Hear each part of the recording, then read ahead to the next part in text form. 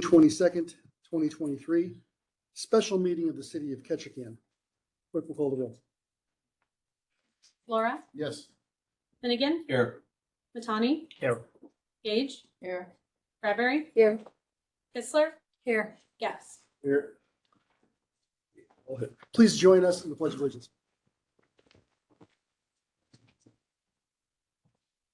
I pledge allegiance to the flag of the United States of America and to the republic which stands one nation under God, indivisible, with liberty and justice for all.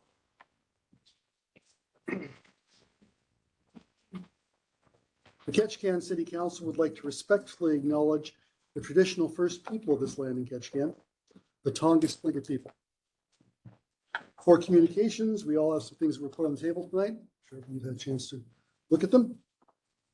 That takes us to our favorite part of every meeting, persons to be heard.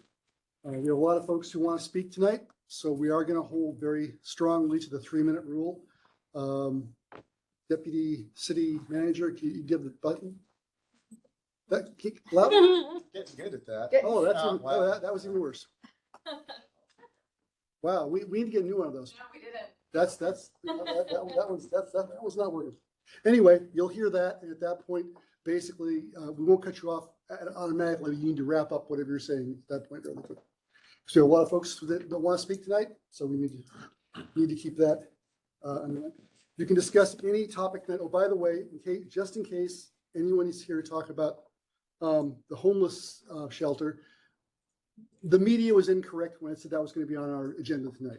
That will be on our agenda sometime in the next month, but it's not going to be on there tonight. I had several phone calls today asking about that. The media was incorrect. That said, you can discuss any subject during public comments.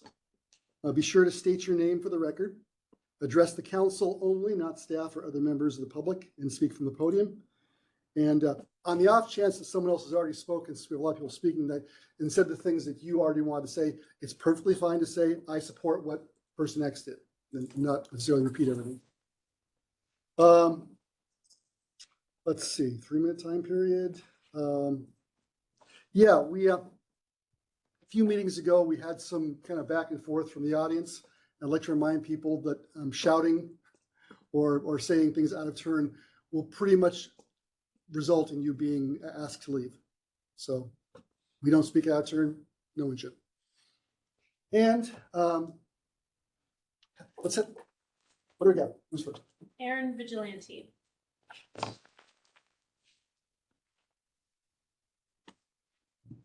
Council members, Mayor. I brought a packet, apparently I didn't print off enough. I think we all got it. But it's the book, let's talk about it. And I think I'm just gonna spend my time reading this book to you guys. Starting with the first page. I don't know what sort of sexy stuff you know, what you might have done, but yeah, chances are you're not the perfect virgin. See, virginity is the silly label people came up with to describe a person who hasn't done a specific sexual act traditionally. A cisgender man or woman who hasn't yet had penis and vagina intercourse. But since there are so many ways to have sex between so many different kinds of people and body parts, you can be a virgin in one kind of sex act and totally not a virgin in others. Virginity just doesn't work anymore in today's world. And there's colorful pictures to go along with that. The next little page, I went through and I picked and pulled what would be most effective for trying to sway your guys' mindset. This other portion is relatively ridiculous. Gender is defined by the society and the culture you live in. Last time I checked, doctors still did that. Going to the next page.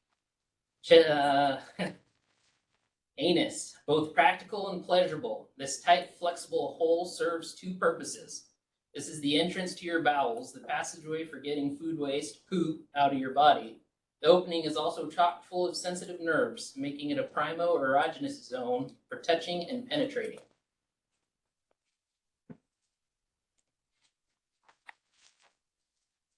Next page.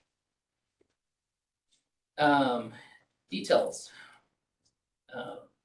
When you're safe and alone, give yourself permission to touch and explore your body. Relax and let your mind wander and let your hands roam.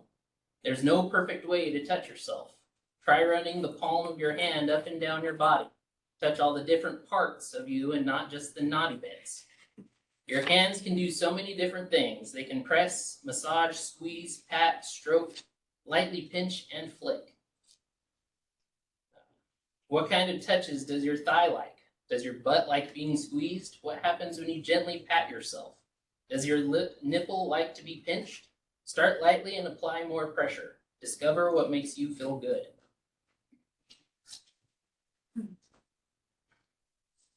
STIs aren't a big deal, as a lot of people make them out to be. That's not to say you should go around having unsafe sex, but it means that you shouldn't kick yourself if you do get one. Before you start sending your naughty masterpieces around the world, take some time. I'd just like to say, I read this book cover to cover. Not one place does it say to go talk to your parent about sex. It says, go to the internet and go to your friends. That's all. Thank you.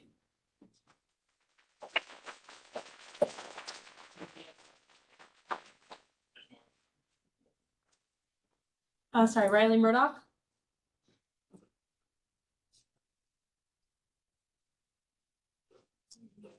Yeah, okay.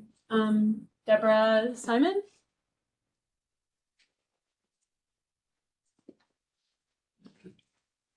Deborah Simon, speaking for myself and not the Library Advisory Board, of which I'm a member. In my years as a teacher, I served on curriculum adoption committees and selected novels for my language arts, American, British, World, and Advanced Placement English literature classes. I completed a master's degree in curriculum development with a focus in gifted and twice exceptional education. But what really showed me what age appropriate means was a 10-year-old boy who was more than intellectually capable of analyzing Oedipus Rex, but who was clearly not developmentally ready for its content. You see, the asynchronous development of gifted students makes them a conundrum. Their intelligence is often far beyond their calendar years, but their emotional development can be quite the opposite. While that boy needed the intellectual challenge that Oedipus Rex would offer, he definitely did not need the emotional burden of processing its themes. I needed to use my experience and expertise to find something that would meet his need in an age-appropriate way. One thing I hear over and over again is that this book discusses information that teens need to hear. Agreed. And like my encounter with that 10-year-old boy and Oedipus Rex, information can be wrapped in an age-appropriate manner. Another thing I hear repeatedly is that removing a book from a library is unconstitutional. Can a book be removed from a library? Of course it can. Imagine how glutted our libraries would be if this weren't true. In fact, Ketchikan High School's library just this month removed a book that was not age appropriate. The question isn't if it can, but why it's done. But then again, this isn't about removing a book. It's about moving a book. Can a book be moved from one section of a library to another? Of course it can. Several libraries have done just that. Again, it isn't a question if it can, but why it's done. Now, if you think this would involve challenging the reasons for placing it in its chosen section, you might be surprised to learn that our library has no book placement policy. The library director says that, quote, selectors make these decisions based on reviews and their own professional expertise and experience. You know, one library that moved books from one section to another did so by amending their policies to specifically address book placement and add age-appropriate criteria, which brings us full circle back to age appropriateness. Please place this library book in the adult section of the library where it will be age appropriate. Thank you. Anya Headland. Anya Headland.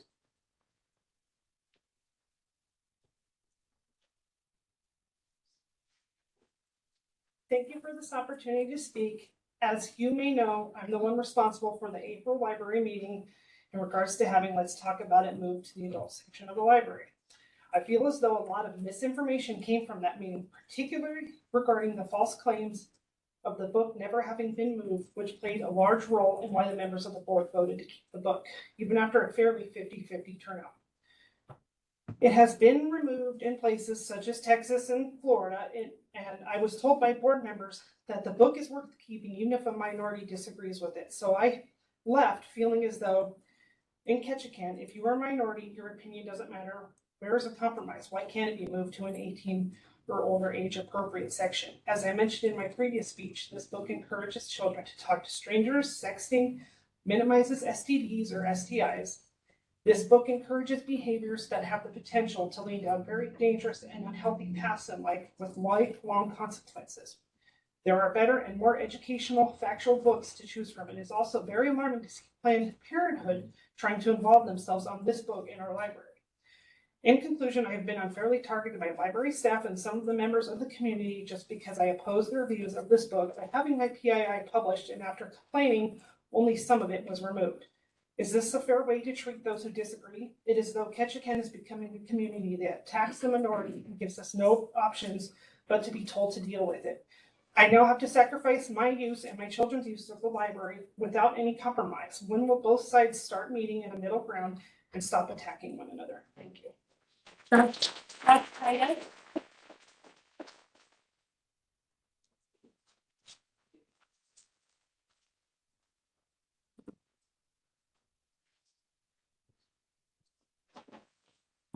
Joshua Titus, 124 Cloverview Court, speaking for myself. I know we are here to talk about the book. I'll just say that I believe the book is definitely not appropriate for the teen section of the library. But while the book is a problem, I think it's more of a symptom of the actual problem. If any other public department required regular and frequent action of this council, it would be a problem. If 28 people showed up in the middle of the week to voice concern about the actions of any other department, it would be a problem. The library has become a distraction. This council, the city manager, and the citizens of this island have better and more pressing things to do than rein in the radical personal agenda of the library director. Homelessness, millions in deferred maintenance, and bond debt, the rapidly rising cost of living, housing, and the economy are just a few examples of issues that aren't getting the attention they deserve. It's time to have a library that encourages literacy, not radical sexualization of our children. A library shouldn't be controversial in the distraction. Thank you. Debbie Nance? Debbie Nance? Yeah, This what- gets what- really- finish. Sorry, you know. I know.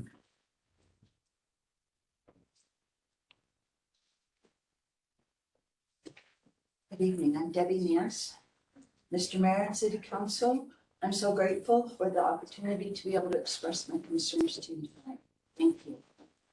At the beginning of the mini packet given to the City Council and posted online, the city manager gives background information and about the book. Let's talk about it, The Teen's Guide to Sex, Relationships, and Being Human. At the end of this memorandum, Ms. Walsh makes a recommended motion to move the book from the teen section of the library to the adult section. I agree with this recommendation.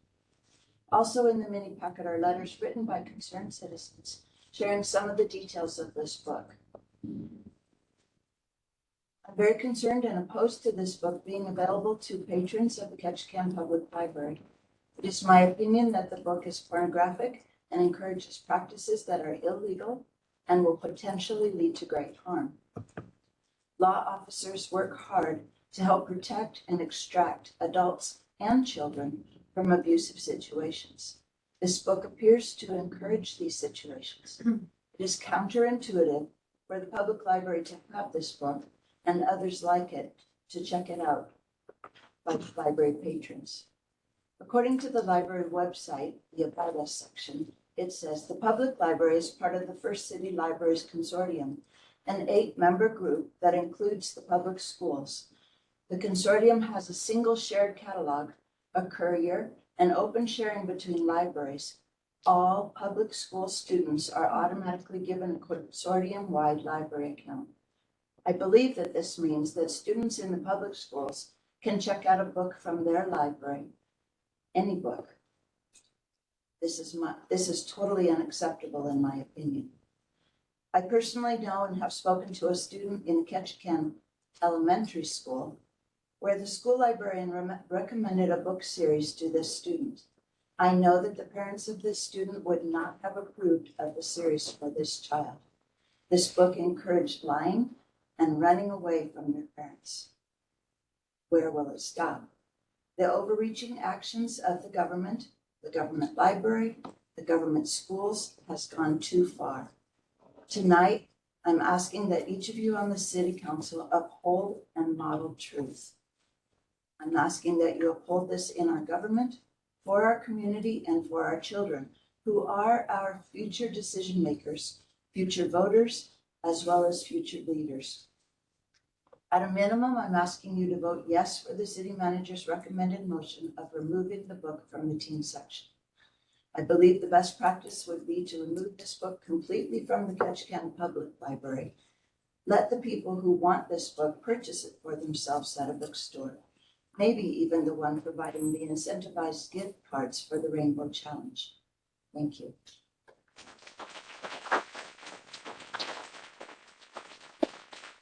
Laura Antonsen.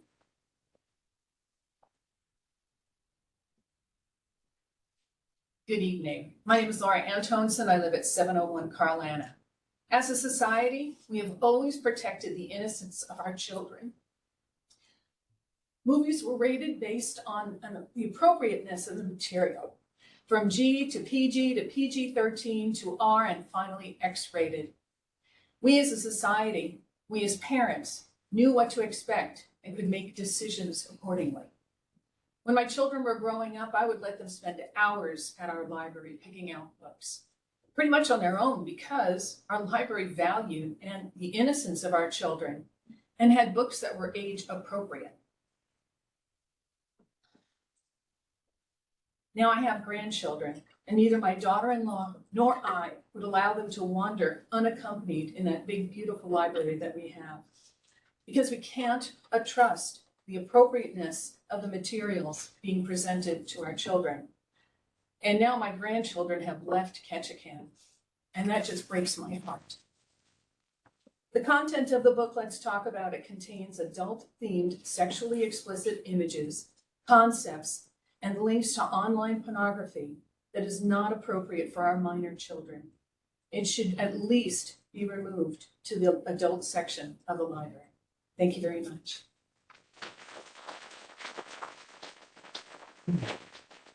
Amanda Russell?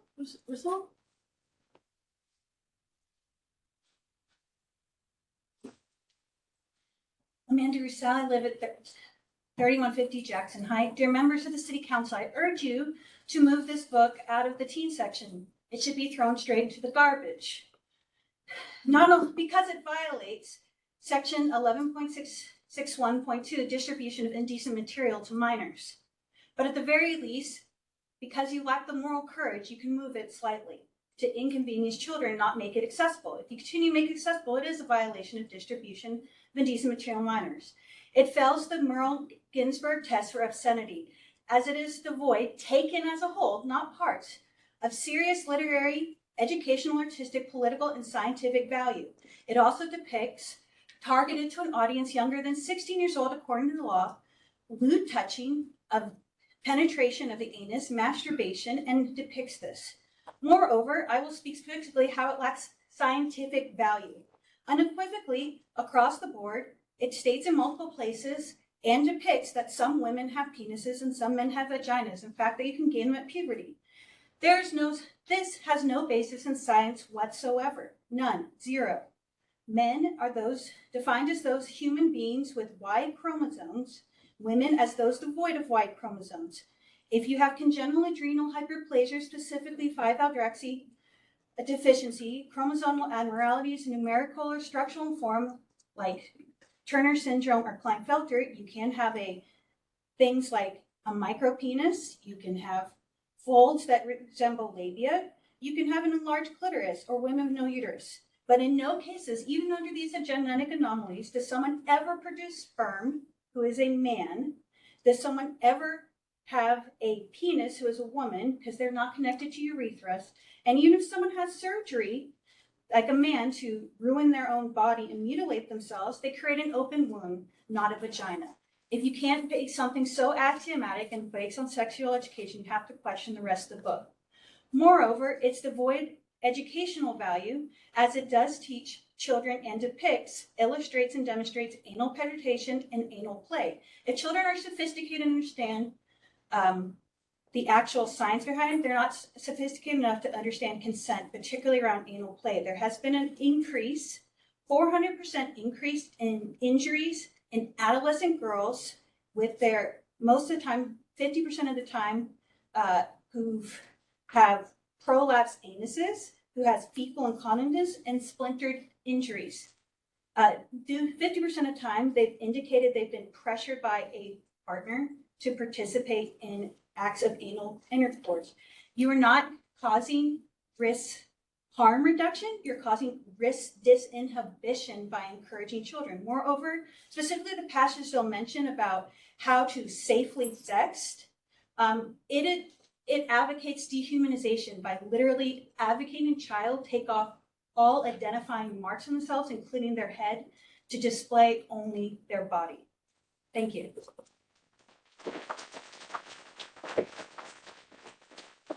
Chelsea Honsky? Chelsea?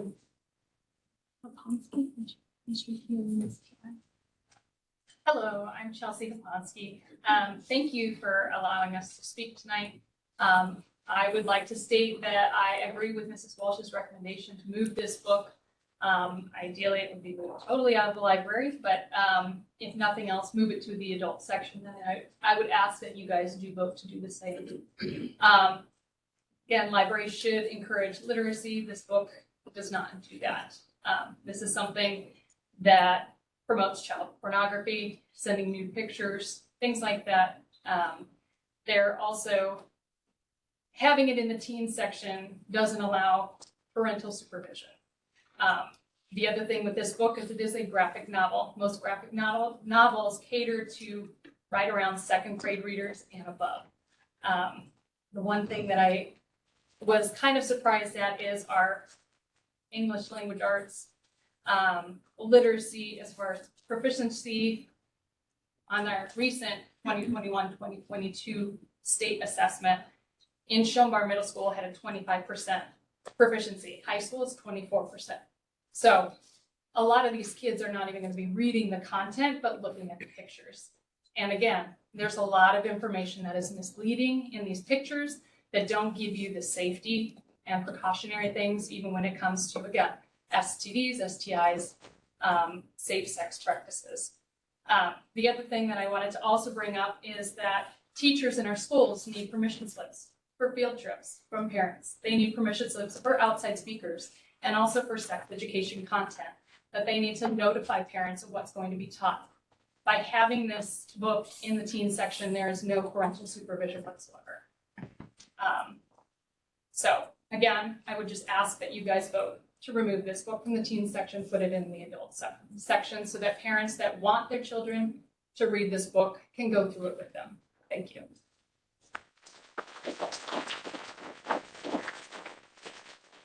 Yvonne Ripley?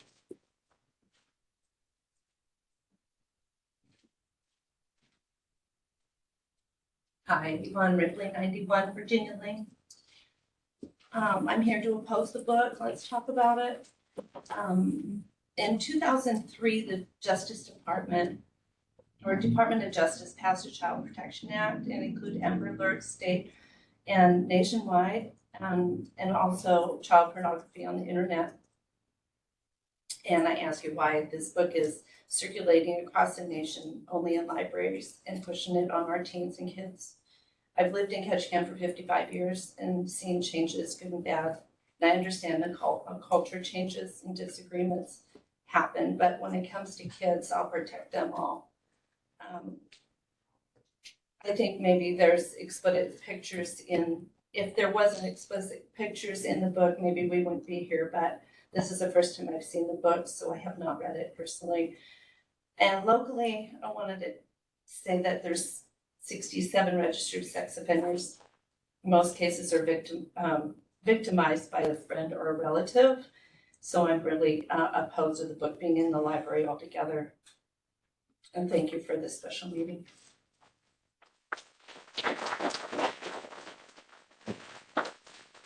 Terry Schultz.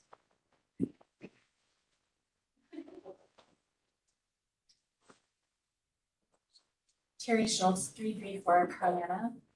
Thank you for allowing me to share my opposition to the book in our library's children's collection. Let's talk about it.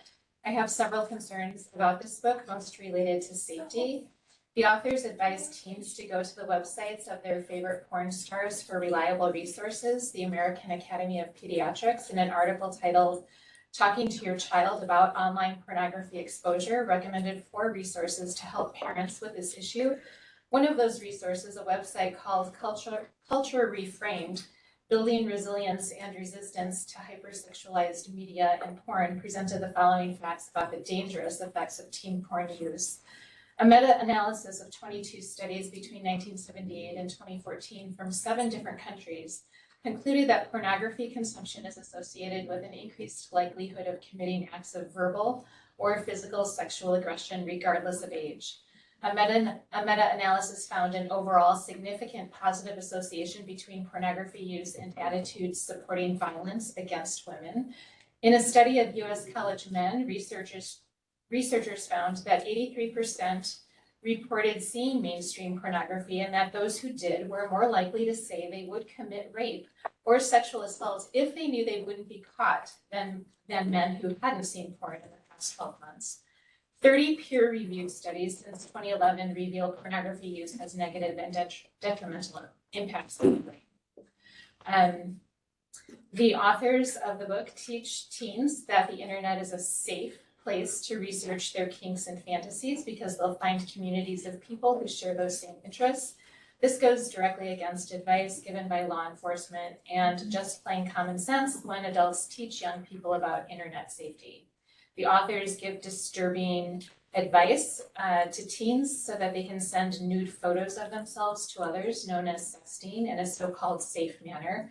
There is no safe way to share any picture via text or online, as a recent Ketchikan teen learned when she was recently sexually exploited. According to last month's May 4th news report, a convicted sex offender living in New York State was recently arrested after authorities say the 21-year-old man persuaded a 16-year-old girl in Ketchikan to engage in sexually explicit activity, take photos and videos of herself doing so, and share them via Snapchat. He was arrested, and the FBI is currently searching for additional victims. The American Academy of Pediatrics has a website called healthychildren.org, which is powered by pediatricians trusted by parents. And in a May 2022 article titled Sexting, How to Talk with Kids About the Risks, the following risks are noted. In the area of mental health and sexual behavior, young people who sext are more likely to have depression or anxiety, commit minor crimes, use alcohol, drugs, or cigarettes, engage in sexual activity and sex with multiple partners, and to not use contraception. They also note the legal risks and bullying. There are many other concerns about this book. I'd like to say that there are other books that teens can read about sex that treat them with the respect that they deserve. I do think that this book is garbage and belongs in the trash. I'd like to see it removed, but at the very least, I'd like that the city council to direct the library to put it in the adult section. Thank you for your time.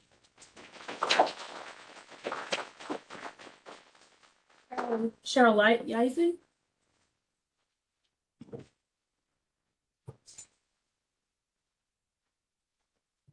Thank you, Mr. Mayor and City Council members. I was one of the original community members that wrote and asked for the book to be removed from the children's section and moved into the adult section. I object about this book being placed in the section for children under 18 are allowed to be checked out by those under the age of 18. I have a grandchild that I'm raising that I have custody of, and she can get the book by ordering it from her school without anyone monitoring that And that's very disturbing. She's going into junior high this year. The age of consent in the state of Alaska is 16 years old. That doesn't mean that you can have sex. You can consent to it, but it depends on the age of the person that you are having sexual relationships with. You can't go into a sex toy shop until you're 18. You can't view pornography or purchase pornography magazines until you're 18. And I also did bring a copy of the Protect Act of 2003 with me because this is to protect our children from this form of materials. Just because it's drawn as cartoon characters doesn't make it any less pornographic and offensive or simulated conduct that is offensive to even adults. The author is not a psychiatrist, psychologist, therapist, or an expert in childhood development. They're an expert in cartoons, graphic novels. So I want to take you guys back to 1983. I was born and raised here in Ketchikan. I'll be 53 years old this year. I have 5 kids that graduated from K-High, and we know that perpetrators are our neighbors. They could be our librarians, they could be our teachers, our pastors, our friends' parents. And in 1983, I was sexually abused at a slumber party. I was sexually assaulted by my friend's step-parent. And I can tell you tonight exactly what it was like. I can feel it all over again. I can tell you what I was wearing. I was wearing these red pants that had this little ice cream cone tag on the side. I was wearing a baseball t-shirt that was white with red sleeves. I can tell you what underwear I was wearing. I was wearing yellow underwear with Smurfs. And I was at the age that you could get this book. And it's had an impact on me my entire life. And I can tell you that when that happened, my parents are here, so my dad's probably squirming a little bit. They're here to support me. I was not thinking about butt plugs. I wasn't thinking about looking at porno magazines. I wasn't thinking about having sex with anyone. I wasn't thinking about all the things that are listed in this book. This book promotes over-sexualized behavior. It grooms children. The photos are offensive. It's pornography, period. It doesn't matter if it's a cartoon. It encourages lying, keeping secrets, risky behaviors, sexual activity, not just with one person, with having multiple partners. It tells them how to break the law, because this is what we want for our kids. It's not what I want. And going back to 1983, our neighbor that sexually assaulted me and also sexually assaulted his toddler and also had 42 counts in another state that weren't allowed to be used in court here. I had to go to grand jury, and so when I was at the grand jury, they said, "Do you know what a vagina is?" Well, no one told me. I didn't know. But it's offensive. I can't believe this book is there. So I can't imagine if he would have had a book like this available that he could have at his house. So to go along with the wine box that he left out for us kids, to go along with the teenager that was smoking weed in the house, all the things that someone who grooms you does. So I couldn't imagine if this book was there. I mean, I was confused enough for a long time after this happened. And I can tell you I was also a date rape victim in high school. And so this book doesn't belong out there for our kids. And I'll tell you another thing. Cheryl, you wrap up. Yep. I'm supposed to trust Ms. Tolley because she's the library director, and I'm supposed to trust Amy Topfer because she's the head of children's services. This is a no person. These people will be a no on the list of contact with my children and with my grandkids, just for encouraging people to have this book for kids. I would like the book removed entirely, but I would be happy to just have it in the adult section, not accessed by any children in Ketchikan. Thank you.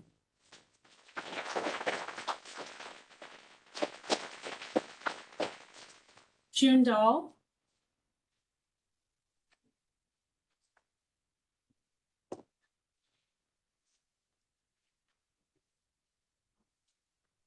Good morning, or good afternoon, Mayor Kuiper and council members. My name is Judy Dahl and I live at 1300 North Yorktown. As chair of the Library Advisory Board, I would like to share a brief report from our April 12th board meeting. This is taken in part from the report that council member Jack Finnegan shared with the council. The primary focus was a challenge to the title, Let's Talk About It. Public comment stretched across several hours and included statements from more than 24 community members, plus the reading of another dozen letters which were read aloud. Requests range from leaving the book in its current location in the teen section to moving to the adult section to removing it from the library's circulation altogether. Advisory board members made statements in turn regarding their views in the matter. A motion to leave the book in its current place in the teen section passed 6-1. At this point, I would like to shift gears and speak only for myself. The recent K-High graduation ceremonies brought to mind my own high school graduation back in the dark ages of 1961. They were dark because we did not have the internet, cell phones, or birth control pills. It was indeed so exciting to walk across the stage and receive my diploma. However, I was aware that there were girls I had gotten to know who were not there and would not be graduating. They were home with their babies. If they were lucky, they were married, and even luckier still, if their high school husband had a minimum wage job. In those days where I lived, obviously pregnant girls were not allowed in regular schools. As far back as I can remember, my mother told me to avoid strange men. They were up to no good. I wasn't sure what that meant, but I listened. At about age 12, she told me about menstruation, and she didn't want me to be surprised. At that point, she considered her duty done and did not ever mention anything related to sex again. I understand. She did not have the vocabulary to explain. She probably did not have all the information herself to explain anything beyond her own experience. But most importantly, she had no role model of how to do the job. Her mother, born around 1880, had told her absolutely nothing and had punished her for asking a simple question about where babies come from. My mother and I could have used this book. Today's parents and children have to work hard to stay one step ahead of the internet, its influence and false information. Perhaps this book is not the answer for you, but it is for many parents who need a little help when guiding their children's decisions regarding sexuality, especially avoiding pitfalls. If the City Council is ever to set the dangerous precedent of removing a book from its library shelves, this is not the book. Respect the ability of all parents to determine what their children should be reading. Thank you.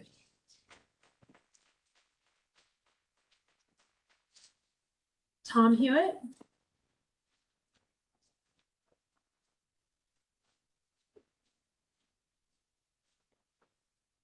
I'm Tom Hewitt, 470 Deermont Street. I'm the president of the Friends of the Library.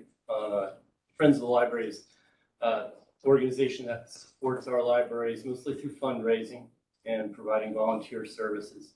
The Friends has not taken a position on this book. We don't assume the role of telling our librarians managing their decisions.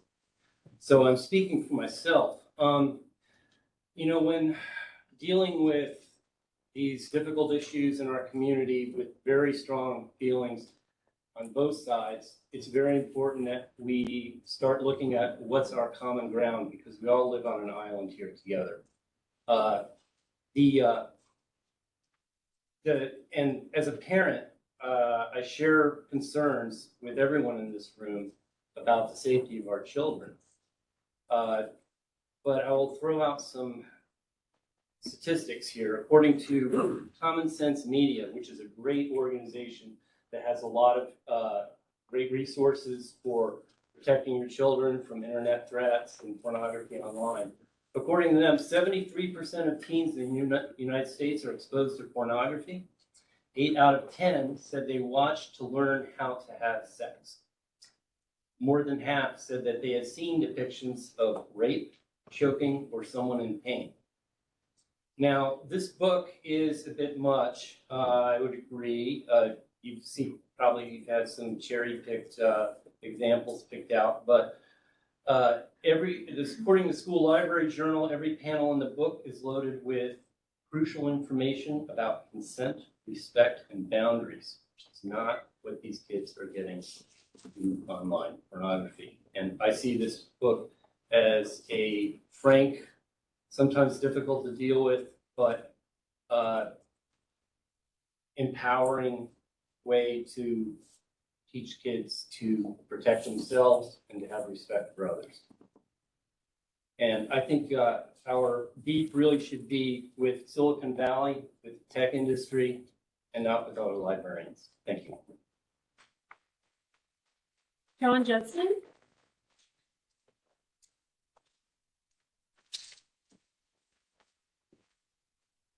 John Judson, 826 Buren Road. I want to thank you for my 3 minutes. I think the last time I was here, we were talking about fellows dressing up like ladies and reading to the kids in the library. And what really amazed me about that meeting was the number of parents that went along with it and wanted their children exposed to this. Really, it was a surprise to me. And I left here and I was angry because I really wanted this thing stopped. You know my personal preference on it. But you know what? I got the feeling like these parents have rights, and these parents need to make these decisions for their children. Now, the parents are going to be held accountable before God for what they allow their children to do and what they don't allow their children to do. And in a lot of ways, they're helping to form and to mold these kids. So this book here, this whole issue is not, nobody's asked to have it banned. Well, maybe we have asked to have it banned. But it's about having the parents involved. What I just heard about information and all this is great. But mom and dad need to sit down, and there need to be some boundaries set. There really does. So I just want to remind the council that there's an accountability here. You have an accountability to the community, to standards, to decency. We're not going to allow unfettered access to an X-rated movie at the theater. Why would we allow unfettered access to this kind of material? This is what concerns me. These children could just go in and get it on their own. All right. And I'd like to add this, that there's no national rating system for books. Maybe there ought to be. We got this rating system for PG-13 and R, and we heard that earlier. But if we have a person working for the city or the borough that is going to give children access to things that are not age appropriate, that person needs to be replaced. They really do. And that may be part of the issue here. We're arguing over things that just are not appropriate for children. And I don't think it's right. So thank you so much for introducing this motion. I think this book needs to be at the very least moved to where a parent, check it out, sit down with your kids, talk about it, look at it, read it, understand it, but don't give them unfettered access. That's just not responsible. And yeah, thank you very much. Thank you for your time.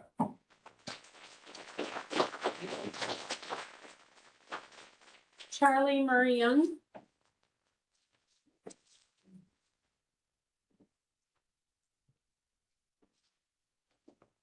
Hello, my name is Charlie Murray Young. Thanks for having this meeting for us all, and thank you for everybody for being so brave to come up here and speak.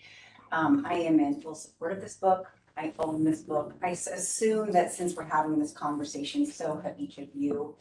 So I'm not going to go into the details, and I get that the book is a lot, and I understand that it may not work for your family. We're moving into a more inclusive age, and our community is becoming more inclusive. And I understand that we've been,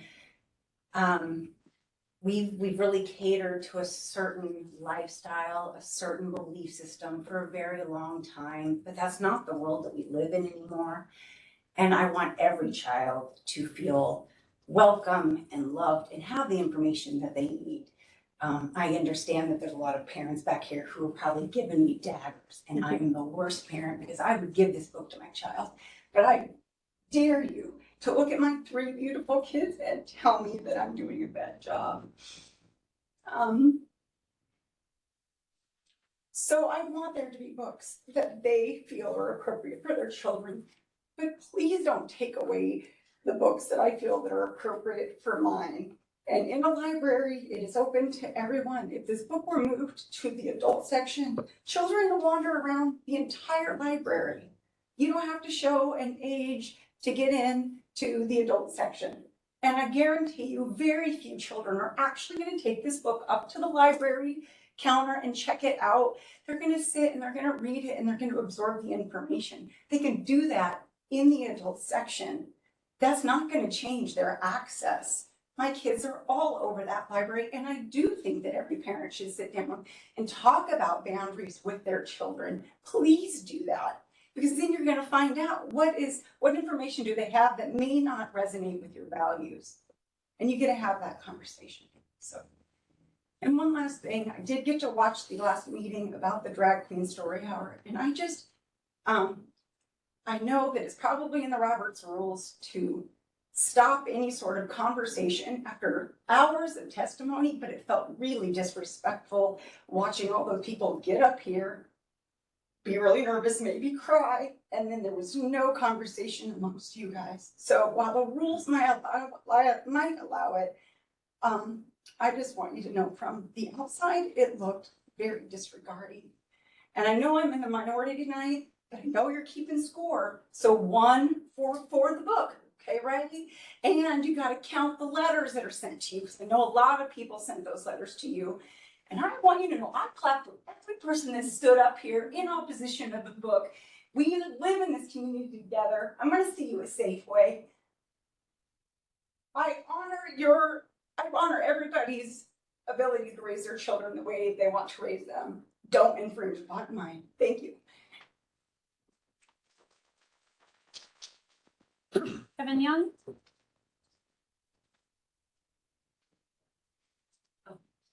Who's passing? oh, okay. Mike Weston, Oh, the chief's going to get in, yes. oh,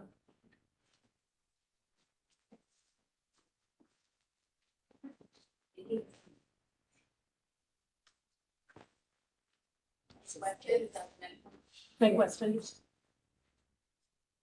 Sorry, childcare is a little bit like housing right now. So I'm gonna try to make this really quick. And Mike Weston, 4168 Tongass. I guess I'm a little bit miffed as to why moving a book has reached this level of government. City Council has a lot of policies in place in their hiring practices. You guys hired a director. You guys hired a city manager. You gave them power. Let them do their job. All right. When I go to a mechanic, I don't tell them how to fix my car. That's not my job. That's his. So I'm a little bit confused on that aspect of it. And if there's concerns as to some of the content, there's also concerns about religion. There's also concerns about a lot of other things. We don't pick and choose those ones. I know, buddy. I know it's bedtime. We're working on it. Really, it was just a quick moment. He wants to show you that you're on. Oh, yeah.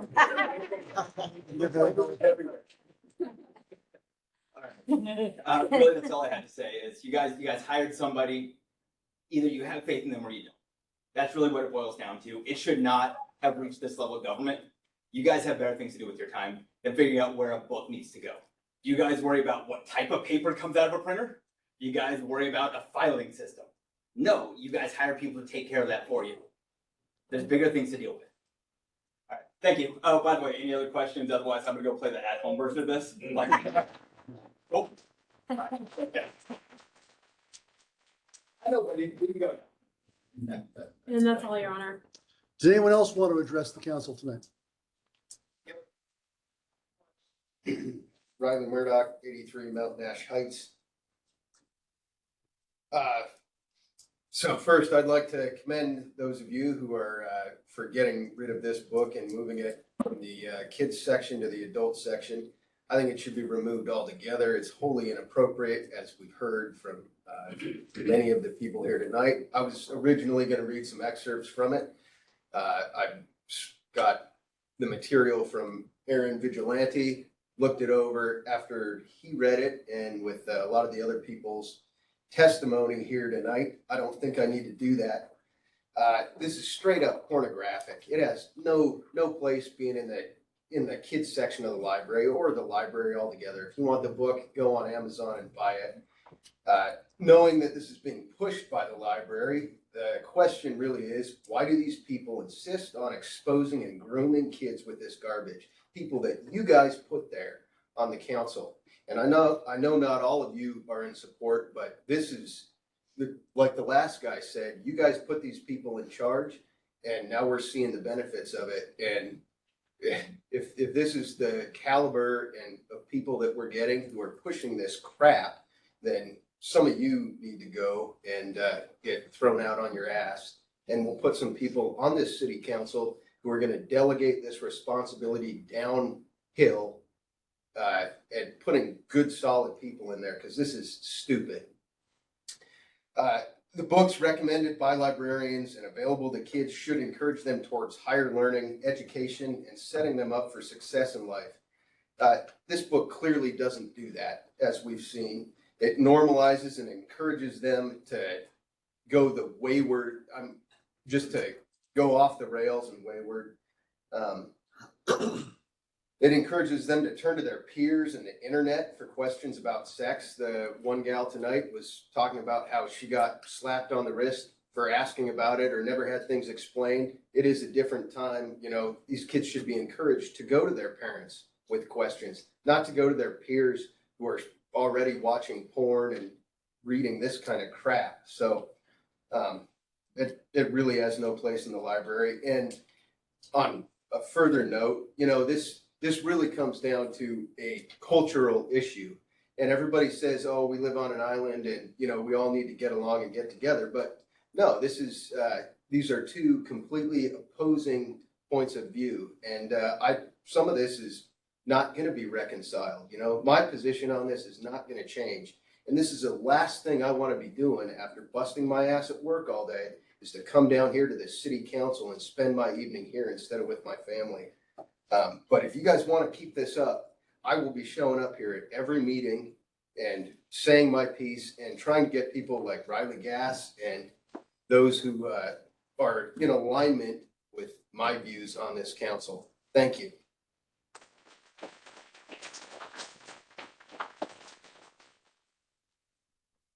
Does anyone else want to address this?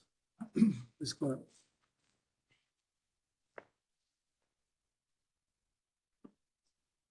My name's Ray Bryan, 91 Virginia Lane. I am just a ball of emotion right now, and I apologize if I don't come off very well.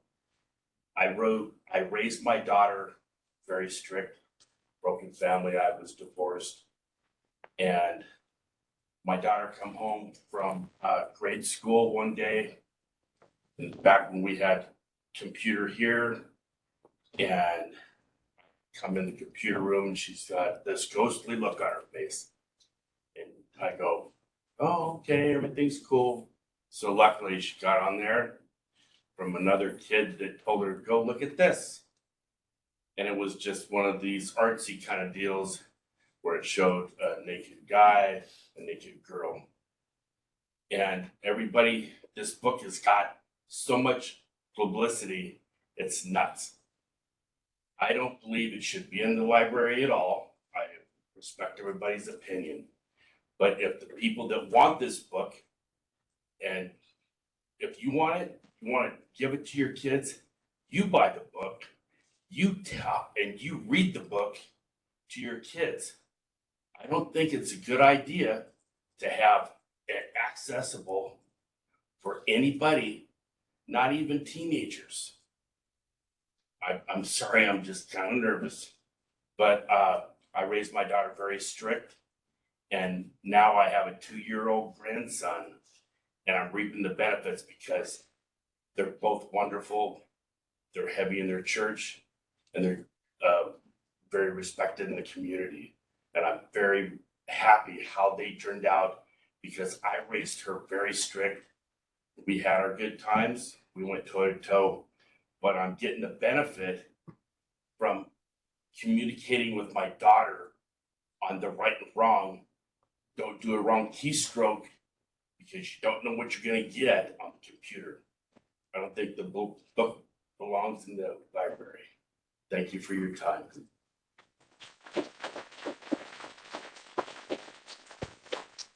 Does anyone else want to address us tonight?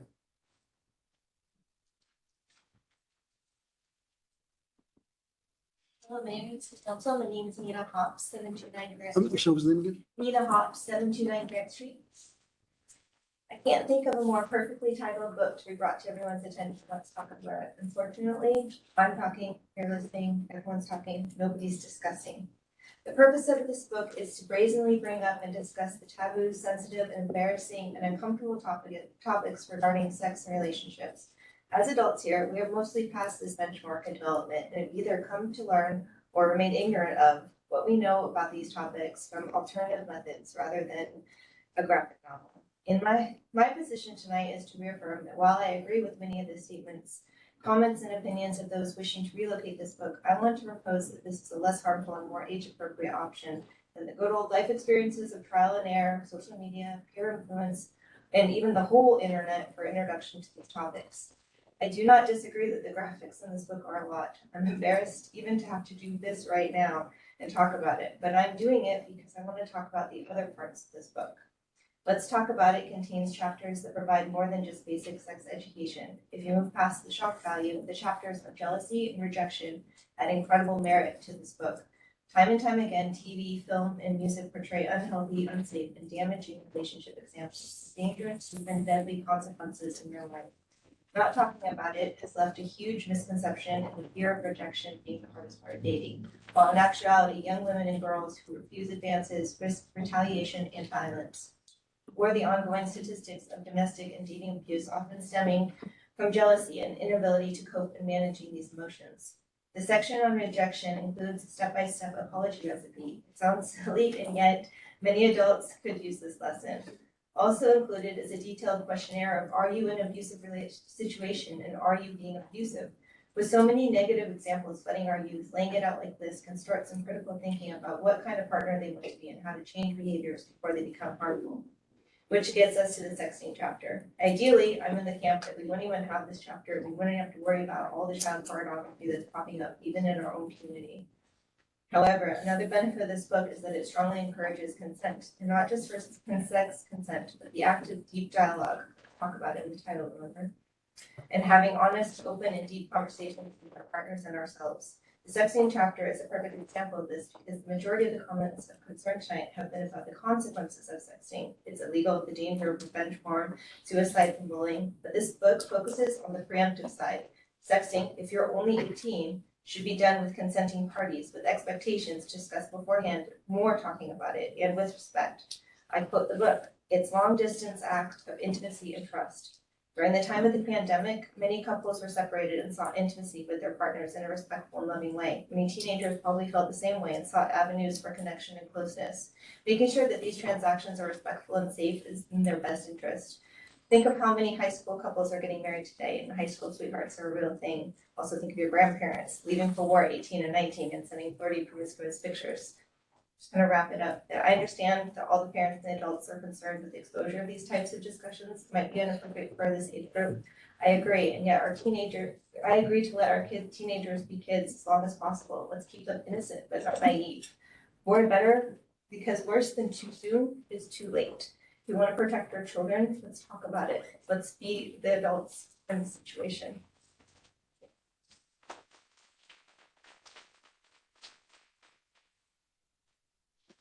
Anyone else want to address this?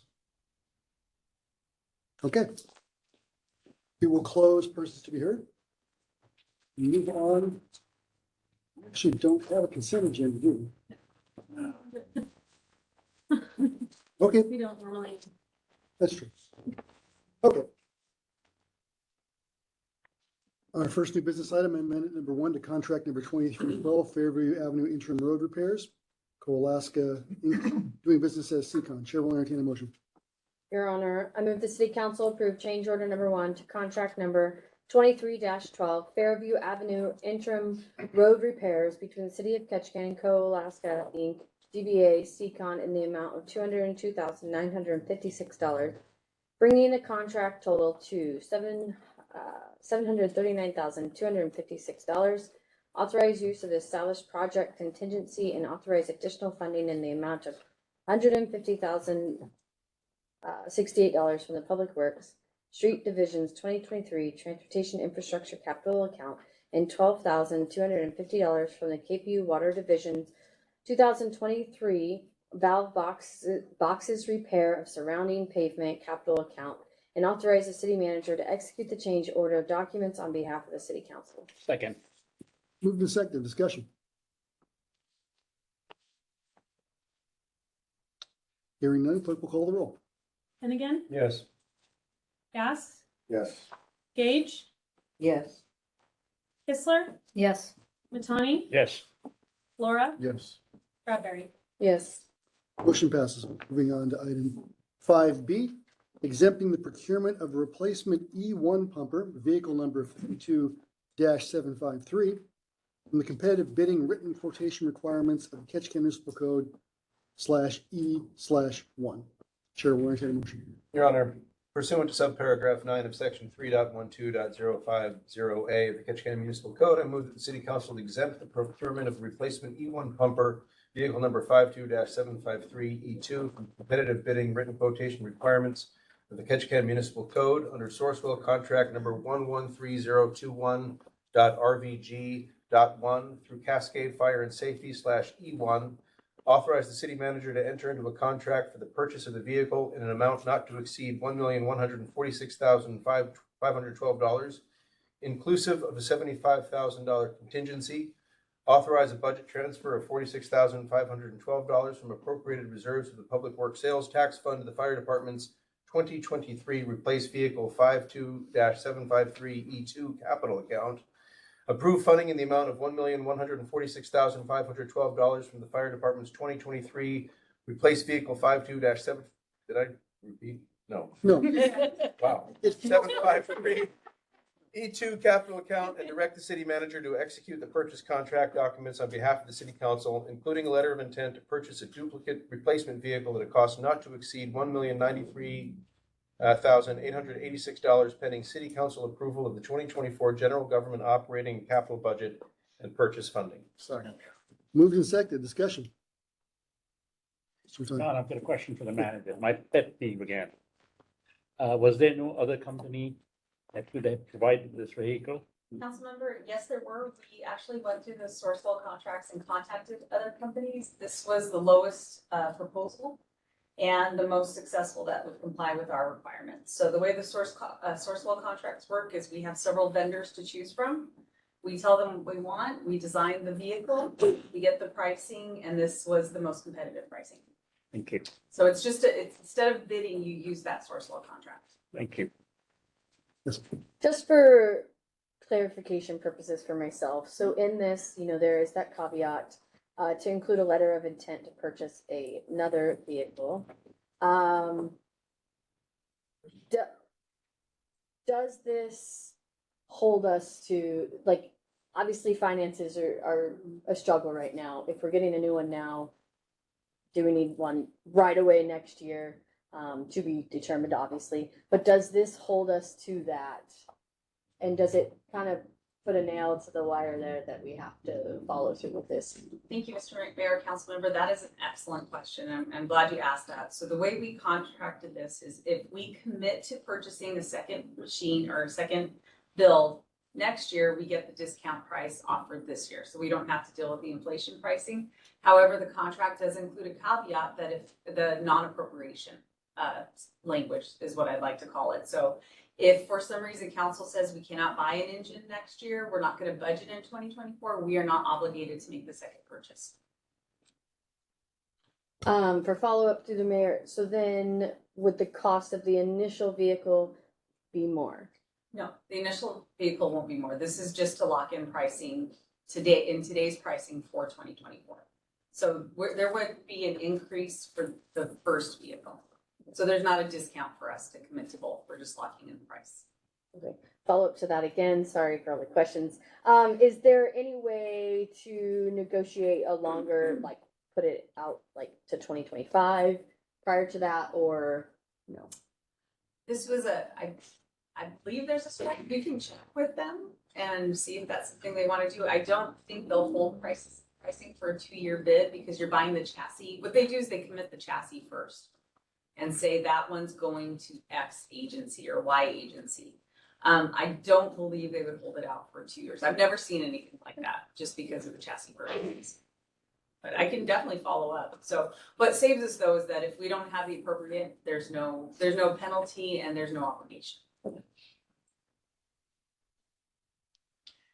So, I mean, I think we maybe till we get the information from the manager, postpone this to the next meeting. Is there a time? I'm order- assuming there is because it wouldn't be here. It wouldn't be in the special meeting, correct? The pricing that we were quoted expires on the 30th. So when we go through these bidding contracts, these purchasing agreements, the pricing is guaranteed to June 30th. And that's just how because they went out for bid originally in those cooperative purchasing agreements. So there is a June 30th deadline.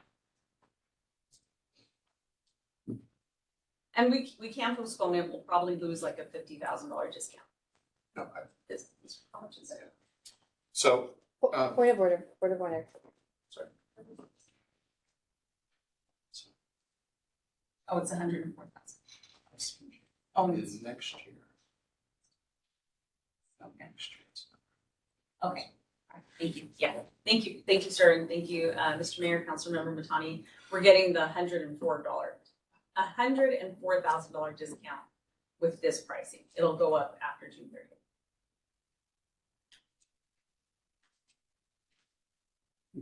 Further discussion on the motion. Your Honor, I'd like to hear what the chief has to say.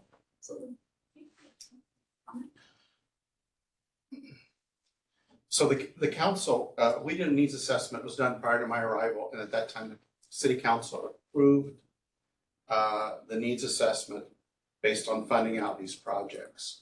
Currently, our insurance rating is an ISO rating of 2. And we're only one of 3 fire departments in the state that has that insurance rating that low. The only thing you can go is an ISO. The lower the better. The lower the better. If we have an engine that is older than 25 years old, we lose that ability to claim that, right? So if you opt not to purchase the engine next year because of funding, just understand that the end homeowner's insurance could go up anywhere between $400 to $600 a year, sometimes even more, based on our assessment, because we can't count those engines. I was kind of shocked when I got an email saying, hey, you have until June 29th or we're raising the prices $104,000. Right, on this year's engine. Well, next year's engine would go up an additional $104,000. Plus, we would lose the savings of $52,000. So that's where we're at. And it's going to take, the build time on this is 29 months because of the demand right now. So I'm going to have to write a letter to the insurance company showing that we are in the process, the ISO rating agency, to show that we are in the process of replacing these engines, because our engines will be older than 25 years old when these replacements come in. If that makes sense. And the reason we wrote, the reason I think this is a win-win deal is if we can't fund it, it doesn't cost us any money. But if we can fund it, it'll save us $150-some thousand plus whatever increase is going to occur January 1. So long-term, there's potential of $250,000 savings here. And they also are offering us very good cost savings depending on how much money we pay up front. Normally, you wouldn't pay for these until you receive them. But if we're able to pay enough money up front, there's savings that could total an additional $140,000. So, the decision's yours, obviously. And really, I would have loved to have more time to prepare this, but. Go ahead. So if we bid, how much additional savings how much do we have to fund upfront? Nothing. To achieve the savings, you said, didn't you say? So if the funding on, let me get to the right paper. So if we pay 100% upfront on this initial engine, we save $77,000. If we pay January 1 or whenever in January, we agree to execute the second part of the contract, we'll save another 77,000, which is a total of 151,000. So we finance these through Capital One financing. So finance, when you ask to execute the contract, will secure the interest rate and take that money into us. So the smart thing, obviously, is to take that money and then apply that toward as close to 100% funding as we can get, just because of the cost savings of $77,000, which is pretty significant, I think. Any other questions for the chief? And I'd just like to thank Mitch and Lacey, because we really had to do this at like the 11th hour, and they both pretty much dropped what they were doing to assure the contracts, and stuff looked good for us. Thanks. Further discussion? Clerk will call the roll. Gage, Yes. Bradbury,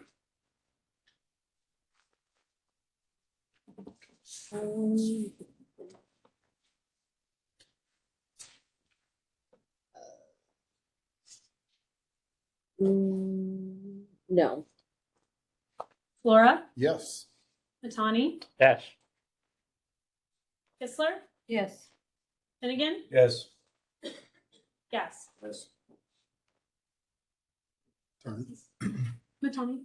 Yes. Oh, I'm sorry.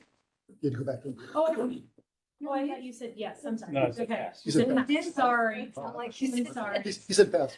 And then I'm sorry, you said yes. Motion pass. Moving along, item 5. Can we take a 5-minute Sure, break? 5-minute break.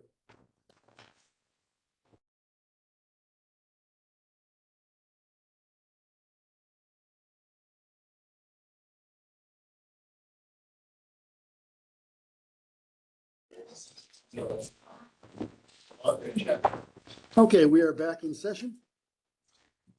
We've reached the item relocate. Let's talk about it from teen to adult section. Chair will entertain a motion. Your Honor, I move to update the library appeal policy for request to reconsider a title by adding a part 3.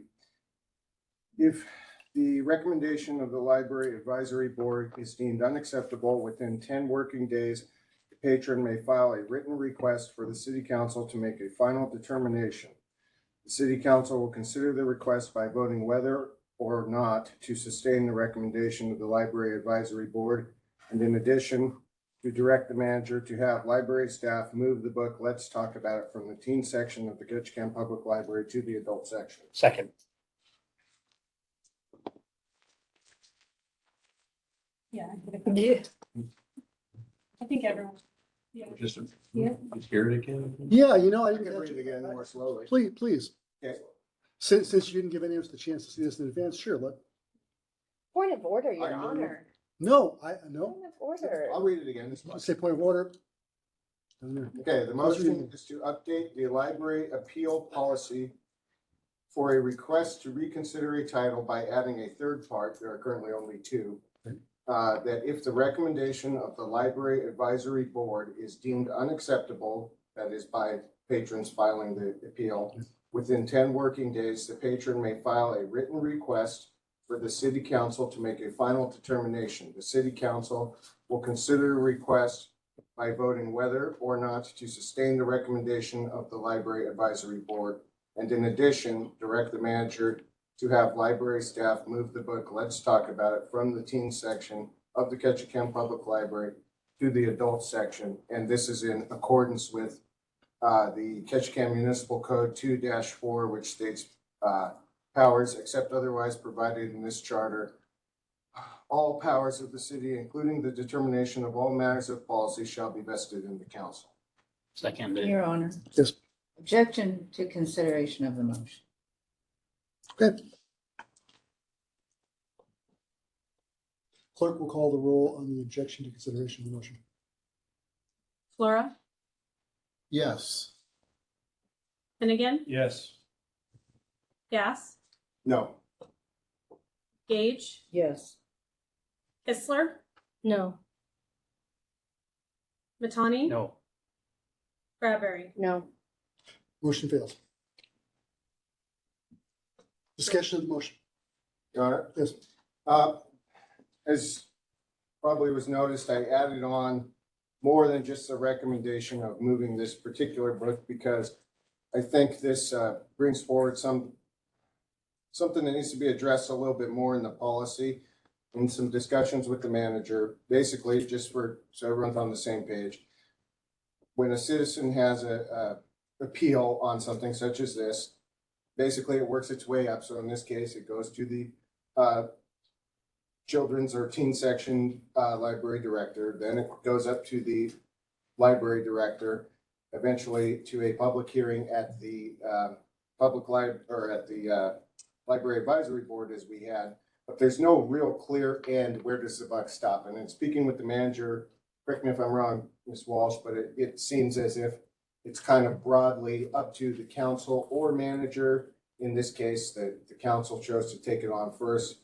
So I think moving forward, I wanted to add this for future because I do think that if a citizen has a complaint of something that their government is doing, while we definitely listen to and consider the advice of employees, and in this case, we take the advisement of the advisory committee of the library, I do think that the citizens are owed a consideration once it has worked its way up the chain of the elected body, which is us.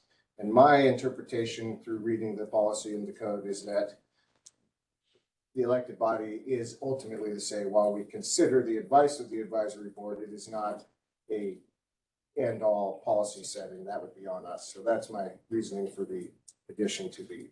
Yeah, I'm not disagreeing with you. I'm just saying that in the future, you really owe it to the rest of the council to present, if you're going to appreciably change, yes, you do. I'm sorry, I didn't mean to offend. I think for everyone to make a good decision, we need to have information like this in advance of a meeting rather than sitting at the table going, is that a good thing or a bad thing?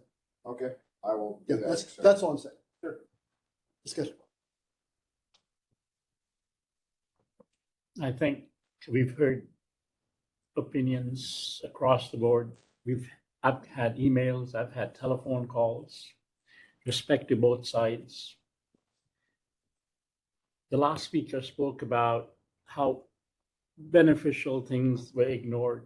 However, if there's even one graphic or one suggestion that is pornographic, I mean, if a child took a selfie and an adult happened to click on it, that's child pornography.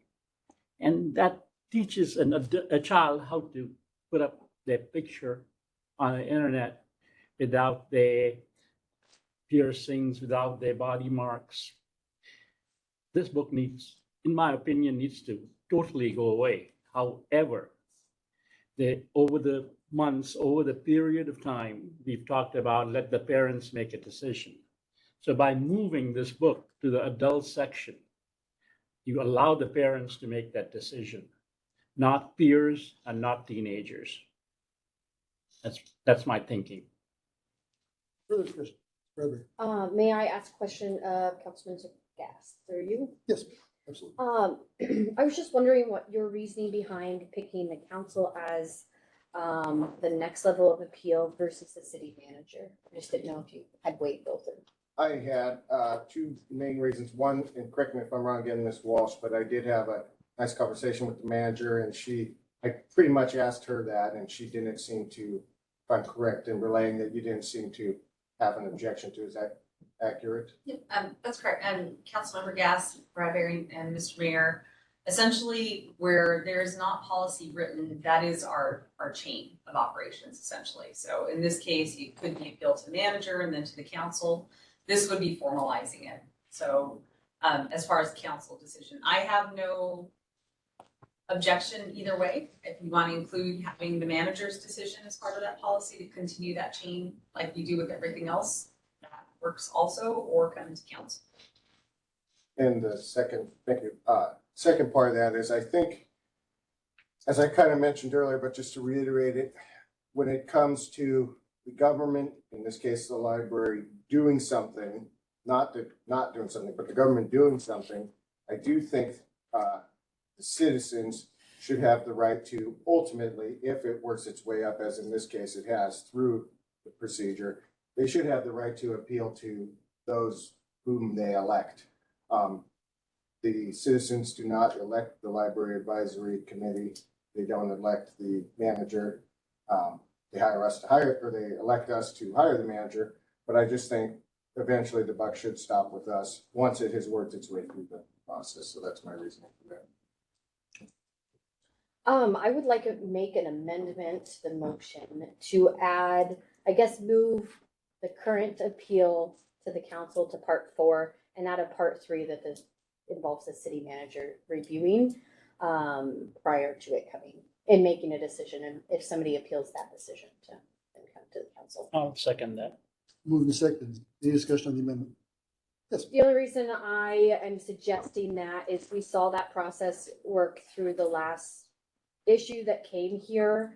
And, you know, we do sit here more on a policy side, whereas the city manager sits there on the operations side. And so I would feel that it would, as the person who oversees all of the city operations, they should have the final say before it comes to the council, as we've seen the process work the last time.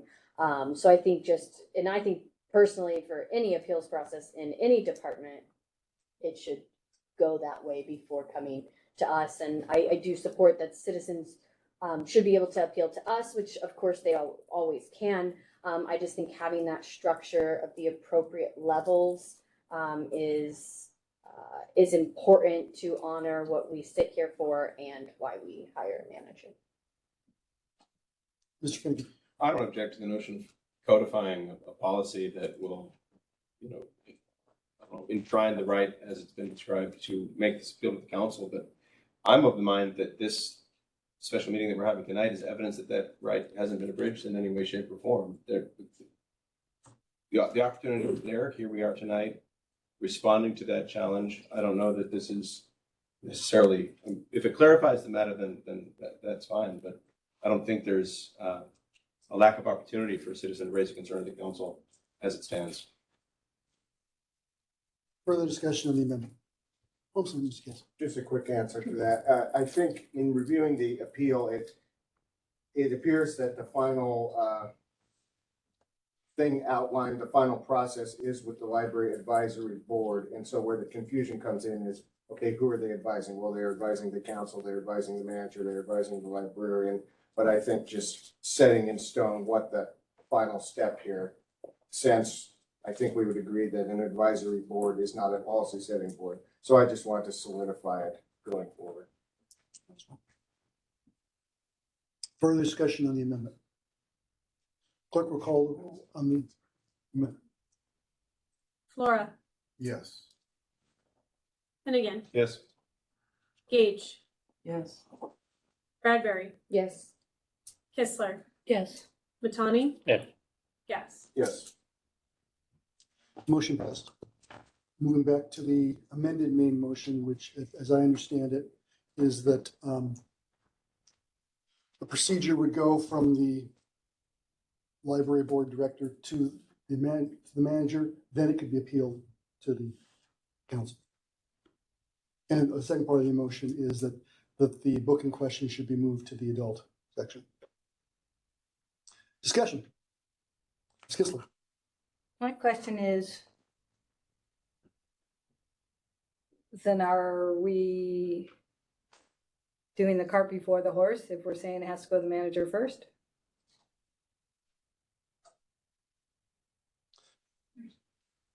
Mr. Mayor, council members, I understand there's two parts to the question. One is the policy change and the second is to move the book now.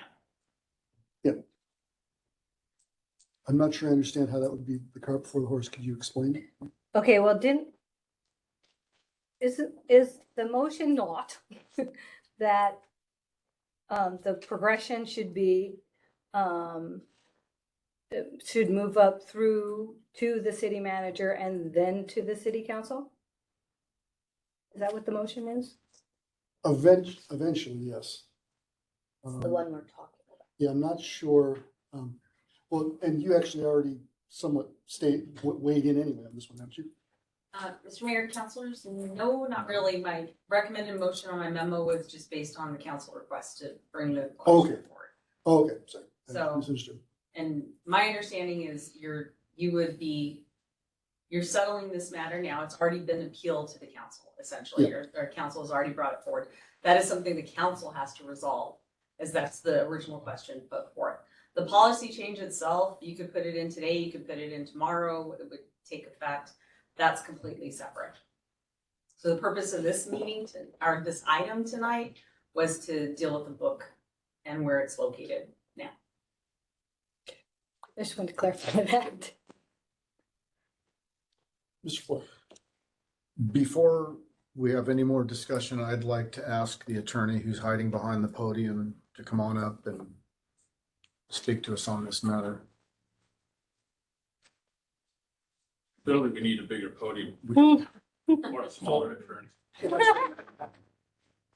In reading your memorandum of April 4th of this year, page 5, I just want to read one little section and then get some information from you.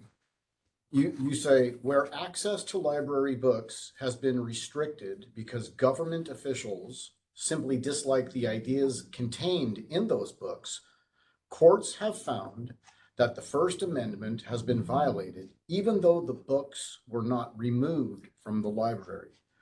So for me, part of this discussion is going to revolve around the constitutionality of what we're discussing tonight. Can you please elaborate on that a little bit for us? Well, I can maybe provide some more detail or a more pertinent example, but to me, that's a very good summary. Probably the most analogous or similar case that is discussed is Sun versus the City of Ketchikan, excuse me, Wichita Falls, and we'll try and keep I missed that one. But the decision of the Northern District of Texas in 2000, and amongst a number of issues there, convoluted process that was gone through dealing with a number of titles of books. The court found that moving the children's book to the adult section of the library was an unconstitutional restriction on access to information that children have a right to receive. And, struck it down on that basis. The court answered that the notion that has become a rather popular one lately in a number of policy fronts, that the people that wanted the book moved to the adult library asserted it was justified by parents' rights.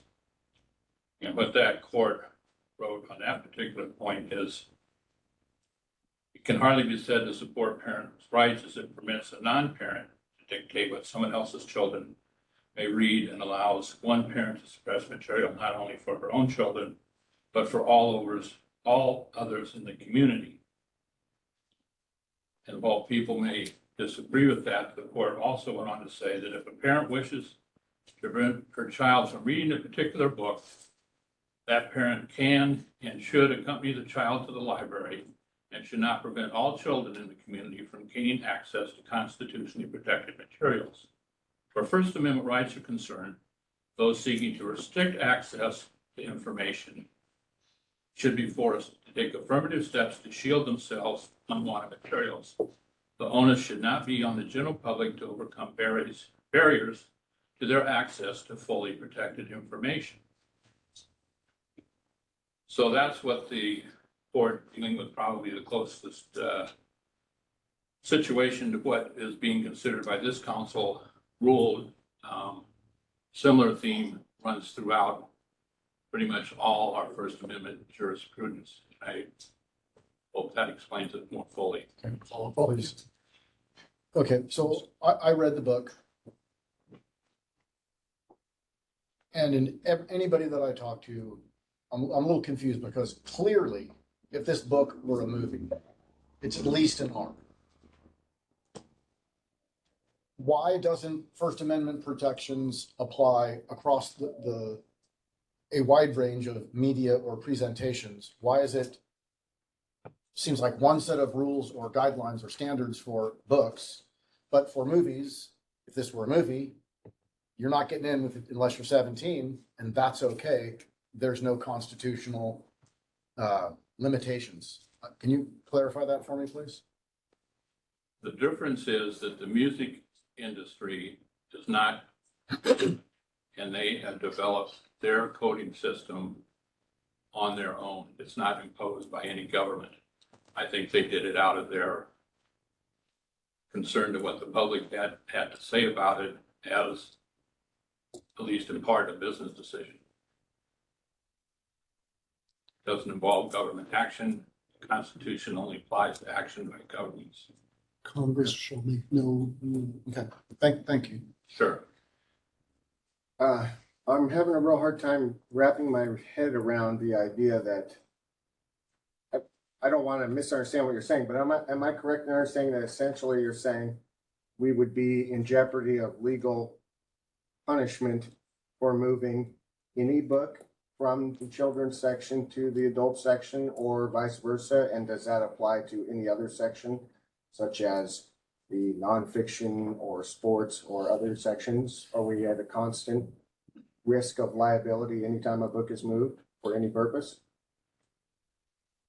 No, but it depends on the purpose and the motivation in moving the book. And what the courts repeatedly say is, in effect, that if the reason for restricting or adding barriers to access to a book is because you disagree with the contents of the book, that is not permissible.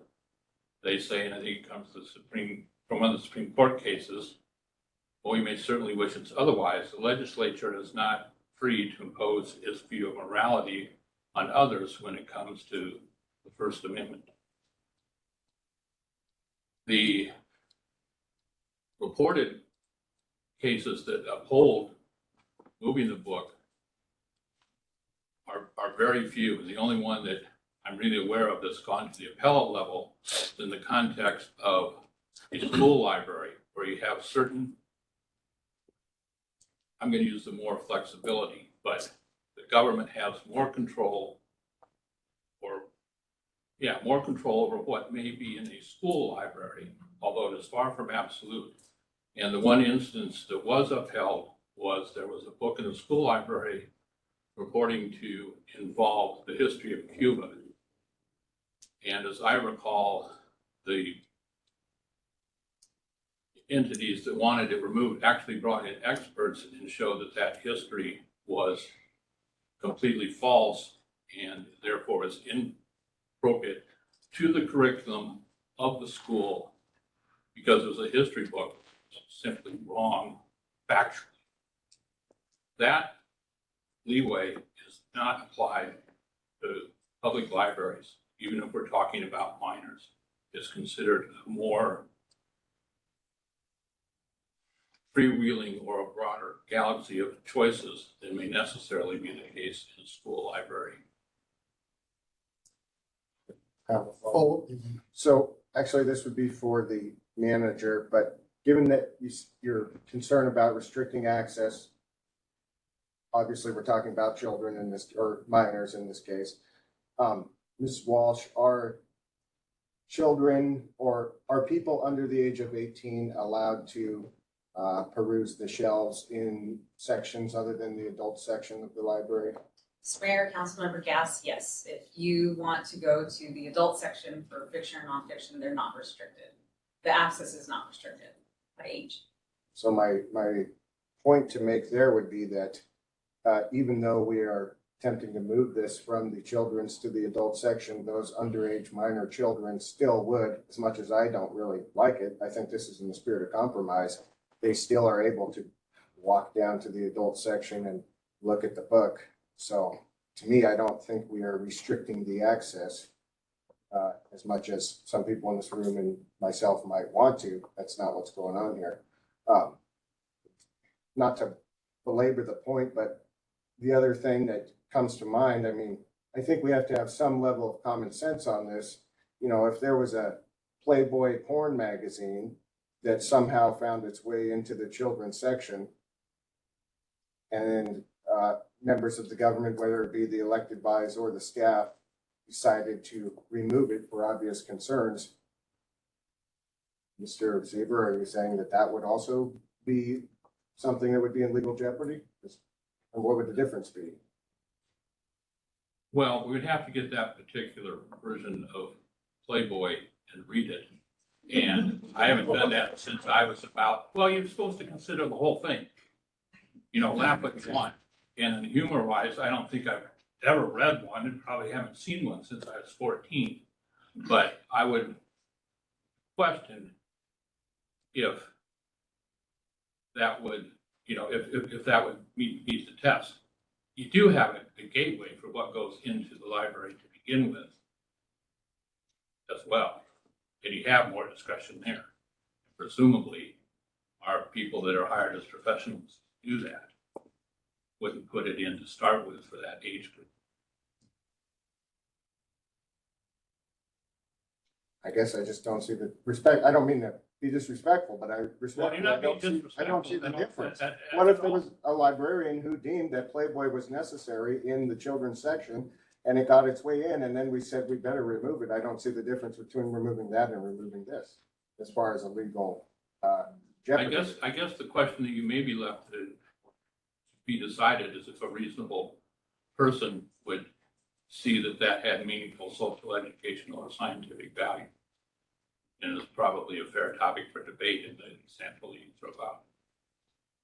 Thank you. Ms. Bradbury. Councilmember Gass kind of touched on it, but for the attorney, what is this definition of restricted access in these court cases that you're referencing? Well, the courts, the way judicial precedent is that you look at the particular facts involved that underlie the decision of it. And they will tell you what it is. It's a very high barrier to show some compelling interest for the government to restrict access by, in essence, putting restrictions on access to one type of protected information that you don't apply to another type of protected information. Turning more to the particular facts that could be involved, at least in the reported instance where they were going to move something from the children's library to the adult section, I think the court concern was in that case, and another one that I discussed in some detail, that the intended audience, whether it's a children or a teen or who it's meant for, if they would look in the section that is labeled for them, they would not find the book. And that was part of the restricted access that the court found was unconstitutional. He went so far in one instance in a case out of Arkansas where the parent had actually signed the permission for the child to read Harry Potter books and actually purchased the Harry Potter books for the child, and the court found that they still had standing and that a need to have parental permission and go up and specifically request the book was unconstitutional. So frankly, what most people may think is not a big deal when it comes to the First Amendment, it's very strictly analyzed by the judges that handle these cases. To that, then obviously this is a specific book we're talking about, but I've brought concerns up of that whole Dewey Decimal System for that type of book. And I'm wondering how you speak on restrictions of, well, it's not in the kids section, so it's technically restricted from them. Well, wouldn't every book in the adult section be then restricted from children? I mean, like you said, you know, each person, if a reasonable person has a concern with a book or opinion on a book, I guess I'm struggling with the restriction aspect here because there are other books that are in very similar context to this, probably less graphic even, that are in the adult section, and not in the child section, all because of a Dewey Decimal System that somebody randomly made up for libraries. And I guess I'm just confused on how do you deem one book has restricted access, but the other thousands of books of similar or less graphic information as this is not considered restricted?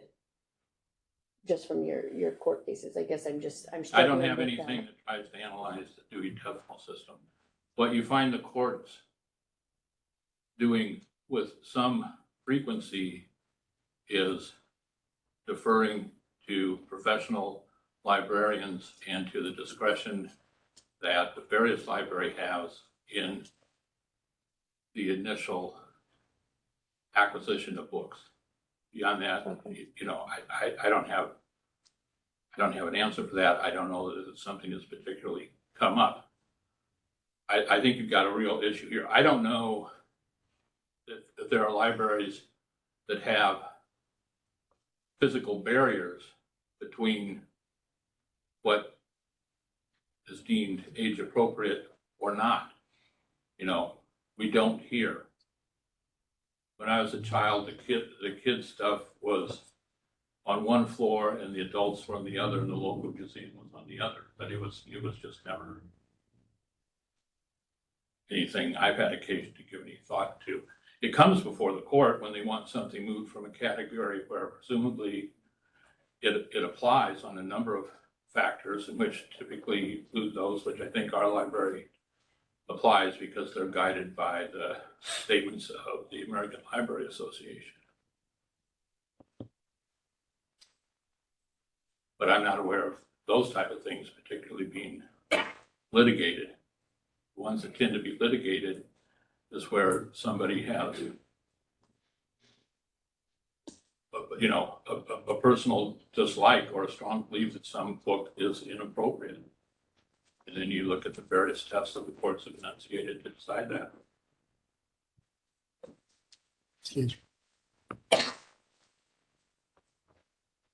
I think the problem here is that government regulation speech needs to be neutral.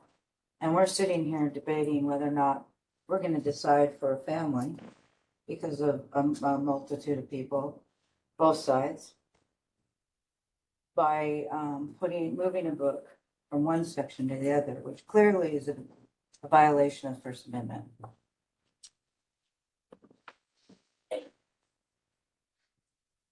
I, for one, don't necessarily care to have, I think it's disrespectful to the council when people change their agenda items. I read this book front to back. Yeah, I got squirrely on a few things. I don't appreciate being threatened. I worked this job to get fired so I can have my life back. I'm born and raised here. I'm 57 years old. I also remember faces too. So threaten away. But let me tell you something. I don't tell people how to raise their kids. No one in this room has the right to tell anybody how to raise their kids. When I was raising my teenagers and I was having issues with the sexting and the texting and the internet, they're all adults now. This book would have been extremely helpful in that conversation. There are things though, and just like the young lady said, there are some really good information in there about bad relationships that no one likes to talk about. Bullying.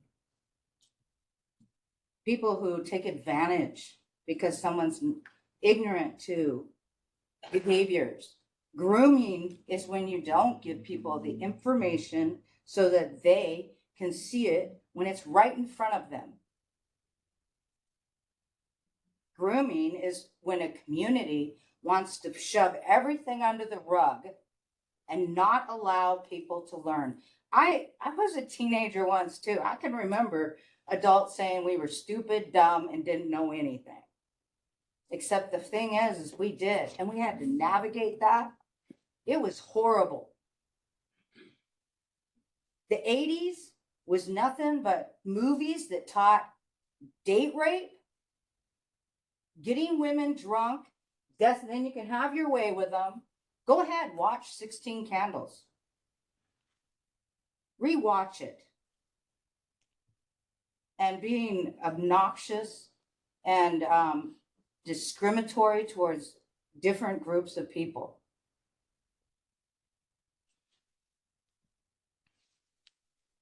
Yeah, I'm not voting to move the book because it's against the Constitution.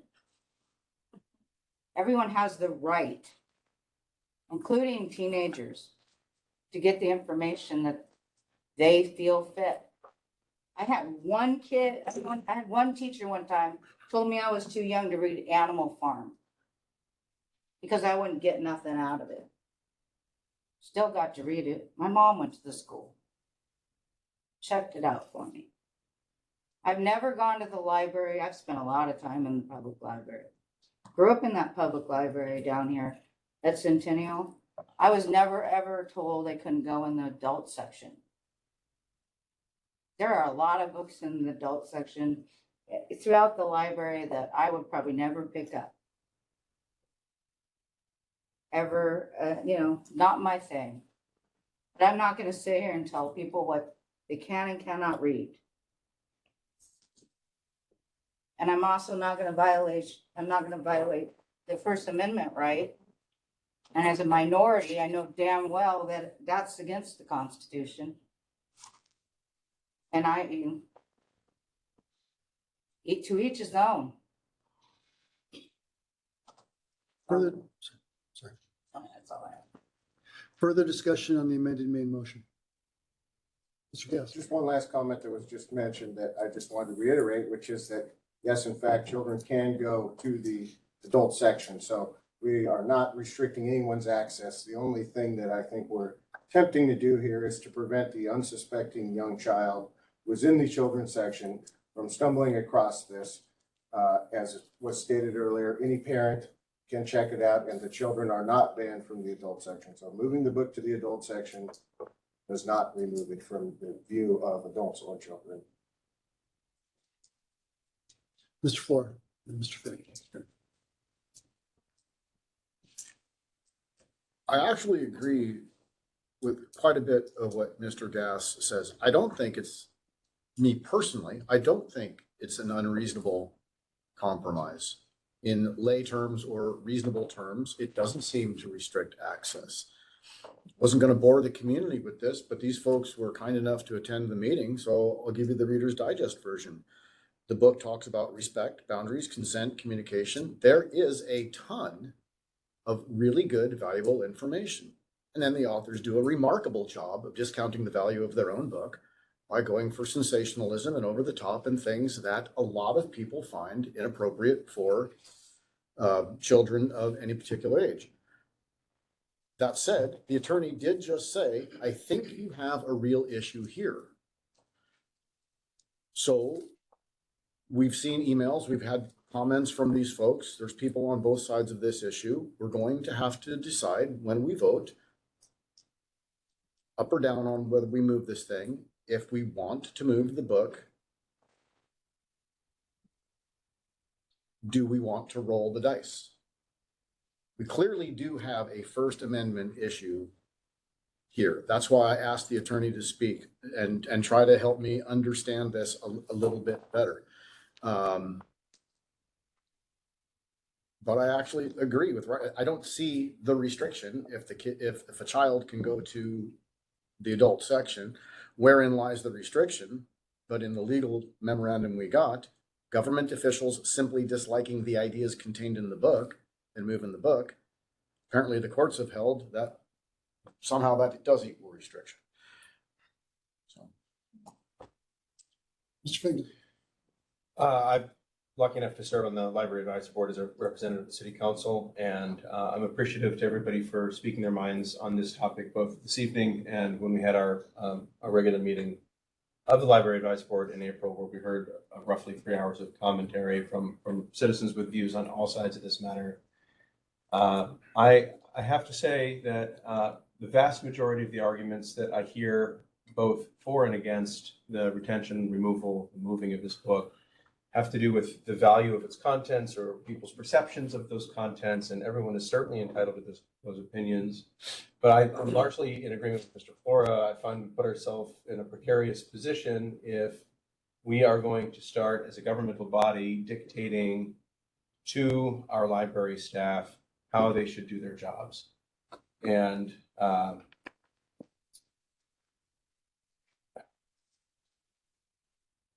there were a couple of individuals who spoke this evening who spoke to the risk, which is my word, of opening up conversations like these on every topic that might be presented in material form at the library. If we're going to make the city council the arbiter for what should be in the library or how it should be placed, we're inviting, I think, a great deal many more meetings that are going to raise these difficult constitutional questions that we're addressing. I understand that this book is not for everybody. I understand that some folks find it patently offensive, and I can't discount anybody's objection to the material as it's presented. But we heard from numerous members of the community during the Library Advisory Board meeting, a couple of folks who spoke tonight, some of the communications I've received via email or by phone call or in person, speaking to the value of this resource. It's certainly not for everybody.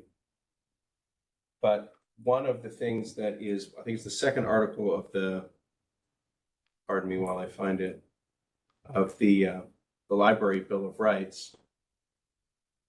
Sorry, I had it prompted here. Is that libraries should provide, it is the second article in the Library Bill of Rights, libraries should provide materials and information presenting all points of view on current and historical issues. Materials should not be proscribed or removed because of partisan or doctrinal disapproval.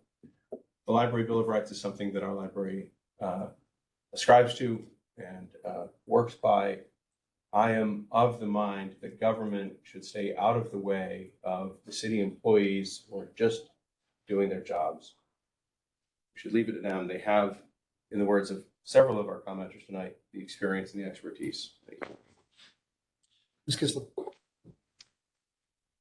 I agree that this book would be a great resource for parents to use with their children. It is very approachable. It can show things that parents don't want to talk about or can't draw or describe. It's definitely geared towards teens, except for the fact that it is giving teens information for illegal acts and dangerous acts. It would have been a great book. It could have been a great book because the way they approach it is really nice, but they just go too far in saying that relationships are all about sex. And relationships aren't all about sex. And frankly, if that's what kids are learning by reading a book like this, I tell you, if I'd have read this book when I was a teenager, I probably would not be happily married right now. I've been married for 40 years.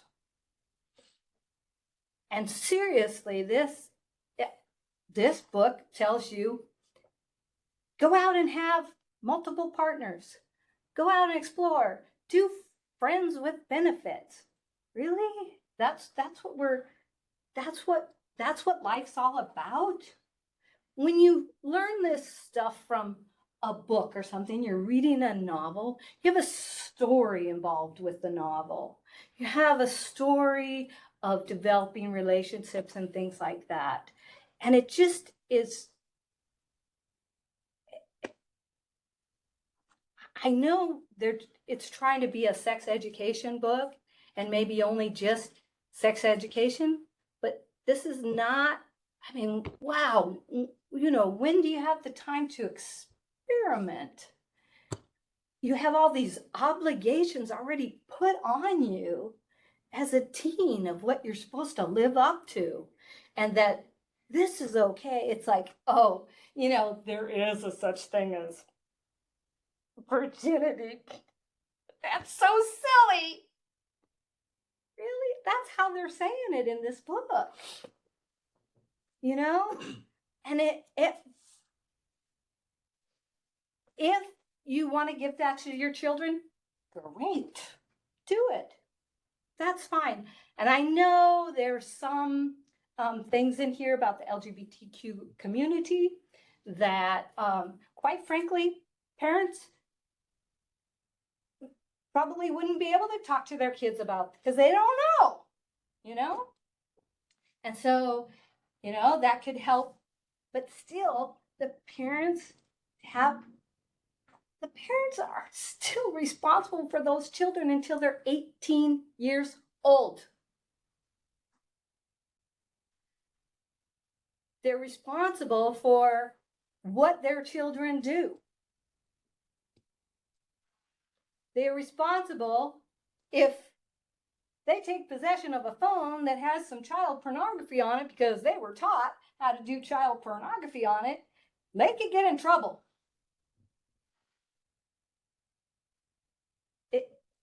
Why are we okay with just blatantly, openly, hey, here's a book. You might happen upon it in the library. I don't want my grandkids happening upon this book in the library. So, and I was told, I said, you know, there are some good things. You know, in my day, did you ask permission? Well, I have to admit, my husband did ask me if he could kiss me, but that's just crazy. There was I did end up marrying him because of that. I don't know. He was a lot more polite than any of the college guys I ever dated, but lost my track. Oh, geez.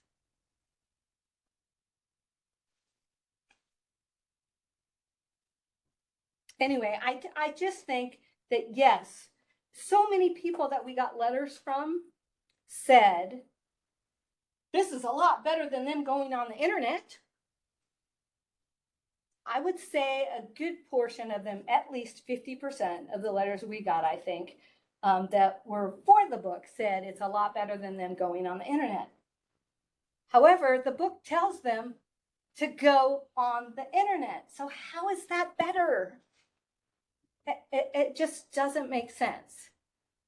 That's my biggest problem with it. That it right off the bat tells you that sex could be anything. So, well, kissing is just sex. So you've already had sex. So why not have some more sex? Well, quite frankly, that's why one of my granddaughters is an addict, because she was just moving up.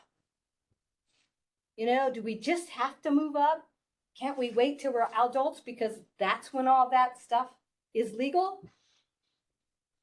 I'm not stupid. I know kids are having sex. I know they are. But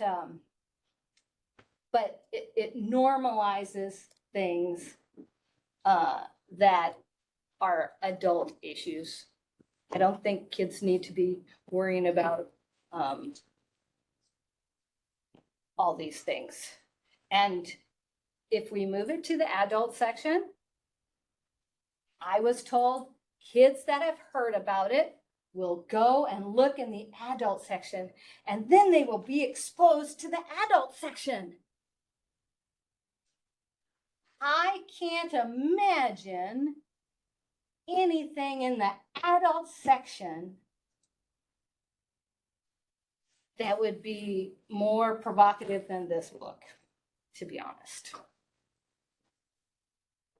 So I really would rather have my grandkids go looking for this in the adult section and happen upon something else than to have them accidentally come across it in the teen room. And the teen room, those are for junior high kids too. We're not just talking about, older kids. Now I could see 16-year-old or my one granddaughter to my other granddaughter, if you're 14 and you have a boyfriend, you're expected to have sex. It's like, I'm not an idiot. I know it's happening. But I don't think that we need to go that far. The safety aspects and the permission aspects, it's great. In the old days, it was like, no, you had to slap the hands away. They didn't ask. You just slapped the hands away. And maybe you never got another date. But I think it's perfectly accessible in the adult section. And quite frankly, it is adult material, period. Because some of the stuff that they're talking about here is illegal for anyone under 18. Spreadbury. Question for the manager through the mayor, please.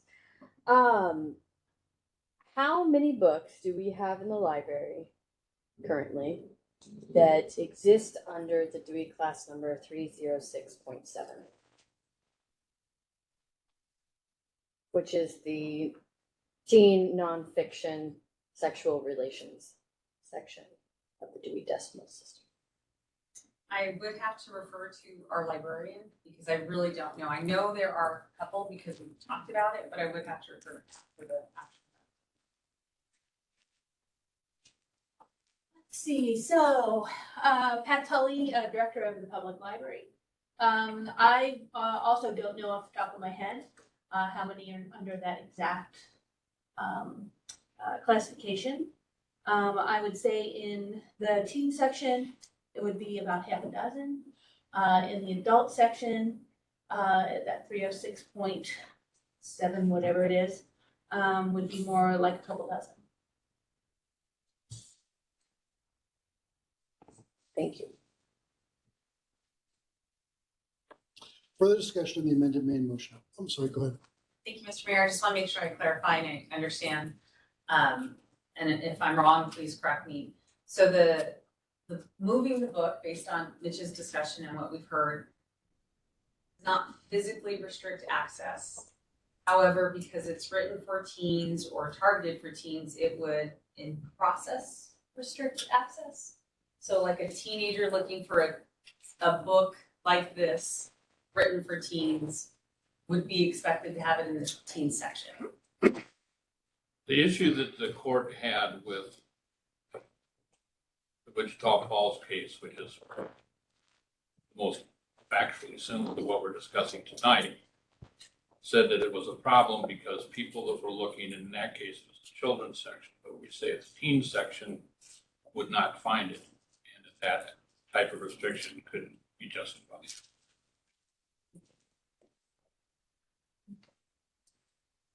Mr. Tari, then. Go ahead, Cory. Yeah, it's just another question, sorry. For the manager to the mayor again, our collection development policy that we have has a list of things we look for in a book before it goes into our library. I noticed going through this list that a lot of it is based on book reviews or reviews from others. The main one is selection is made primarily on the basis of book reviews and other professional tools. And I'm just wondering, it's just a thought process going through this, as some people have mentioned it, is maybe we need to look at our collection development policy and maybe refine that if, you know, people feel it needs to be changed or whatnot. But I am concerned on what are other professional tools. I mean, the librarians themselves have experience. It lists a bunch of other journals and other people's opinions again on these books. So I just was wondering, you know, everybody talks about it's based on, you know, the experience and the structure and what's laid out for libraries. But I feel like a lot of what our policy talks about is other people's opinions of the books. And I'm assuming mostly adults because you have to be an adult to be a librarian. So how does the book, like, do we solely look at book reviews? I know it was mentioned on this one that that was the sole purpose of why they brought in the book. I'm just kind of wondering a little bit more information on the support behind these specific items in creating a book versus, you know, a more or a clear selection process. Mr. Mayor, Counselor, I'll have to defer to our library director once again. I do know, just like booksellers, if you own a bookstore, you're using journals, periodicals, surveys from actual publishers. Those are the ones I know offhand, as well as the Library Association journals, but Pat, you can expand on that. Sure.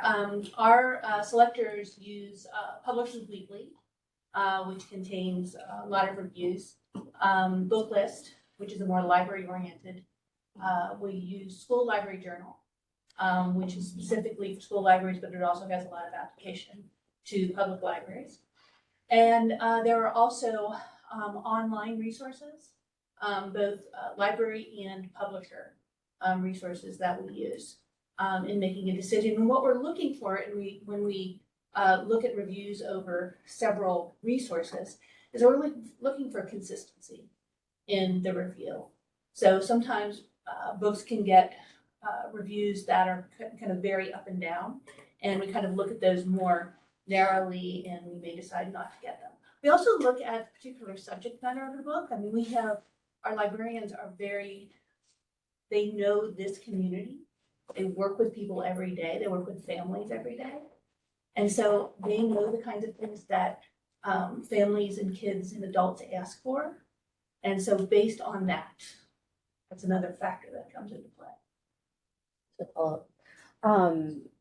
Toward the library director, when staff goes out to purchase books, like they've done the review process and said, yes, this meets our criteria, do you sign off on those books, or they just go and purchase them and then you find out once they've come in what's purchased? How does that process I work? trust my professionals. They're the selectors. And so, yes, I trust them to make selections. I think if somebody had a question about a book, that's happened maybe once or twice, they will come to me and they'll say, well, what do you think about this? And I'll give my opinion, but they are the experts in their particular realm, adult, teen, children. Stella, how many books a year does the library purchase? Oh my gosh, I want to say around 5,000 to 7,000. So the ability, because I see where this is kind of going. So the ability to refer to reference every book, would that be possible? For me to Well, somewhat the library. Yes, I think I would be in less of a, I'd be, let's say, in not as good a position to make judgments on what my selectors have selected. They are the real experts. Or even for them to read every book? Oh gosh, yeah, that would be not possible. Mr. Finnegan? I was just gonna offer a point of information to Ms. Bradbury through the mayor, just on a concern that you raised, and that is that, unless I'm misremembering, there is a future agenda item for the next library advisory board to review the selection process for materials. Yes. Just as an FYI. Good information. Ms. Bradbury? I don't remember that part of it. I do remember this part. Now I lost my train of thought.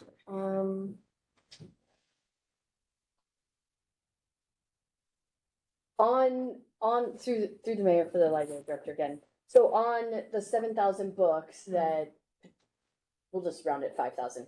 Every one of those books goes through this deep dive of book reviews by the prospective Yes, leader that's going to purchase it. yes. So every book is getting a full legitimate review prior to the purchase every single time we Yes. purchase it.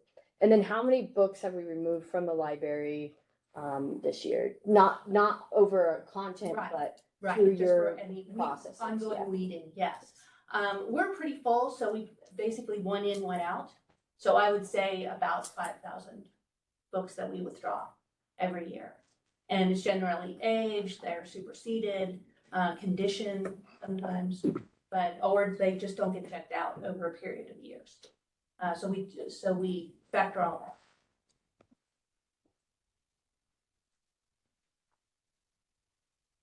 So Go ahead. just off topic, can I, could we? It's like get a too off topic. No, I just, Pat, could we like get a list of the ones that never get checked out? I'm curious. Oh my gosh. We could. Maybe we'll check them out. That's We good. could. My wife does that. She feels sorry- does it she too. feels sorry for me. Sorry, she feels sorry. Mayor for the attorney. Sure. Sorry.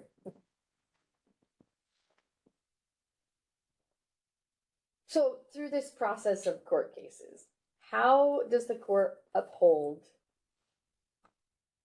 the selection of a book when it's based off of other people's personal reviews?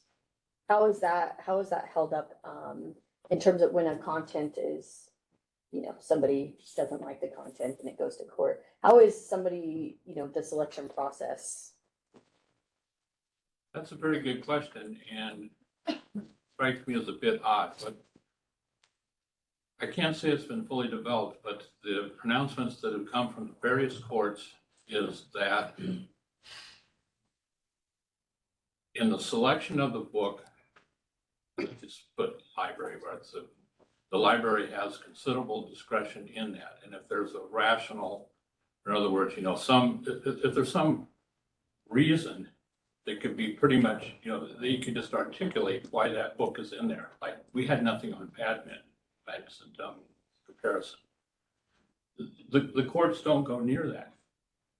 Where they tighten up is when someone wants a book reconsidered to be removed. And that's where they look at it with exacting scrutiny. I think part of it is they're prepared, to accept that the professional people and the people with things in library science, the people that know the range of what may or may not be available and desirable for that community, they're not going to concern themselves as the judges. There could be, and there's an interesting sort of internet case though, and sort of in making that selection, I think you would run into a concern, and it came up in a somewhat different context, but if you were completely cutting off anything at all about LGBTQ, materials, biographies, information, fiction or nonfiction, you could run into a content or viewpoint type of discrimination claim there. The case that was maybe the closest was,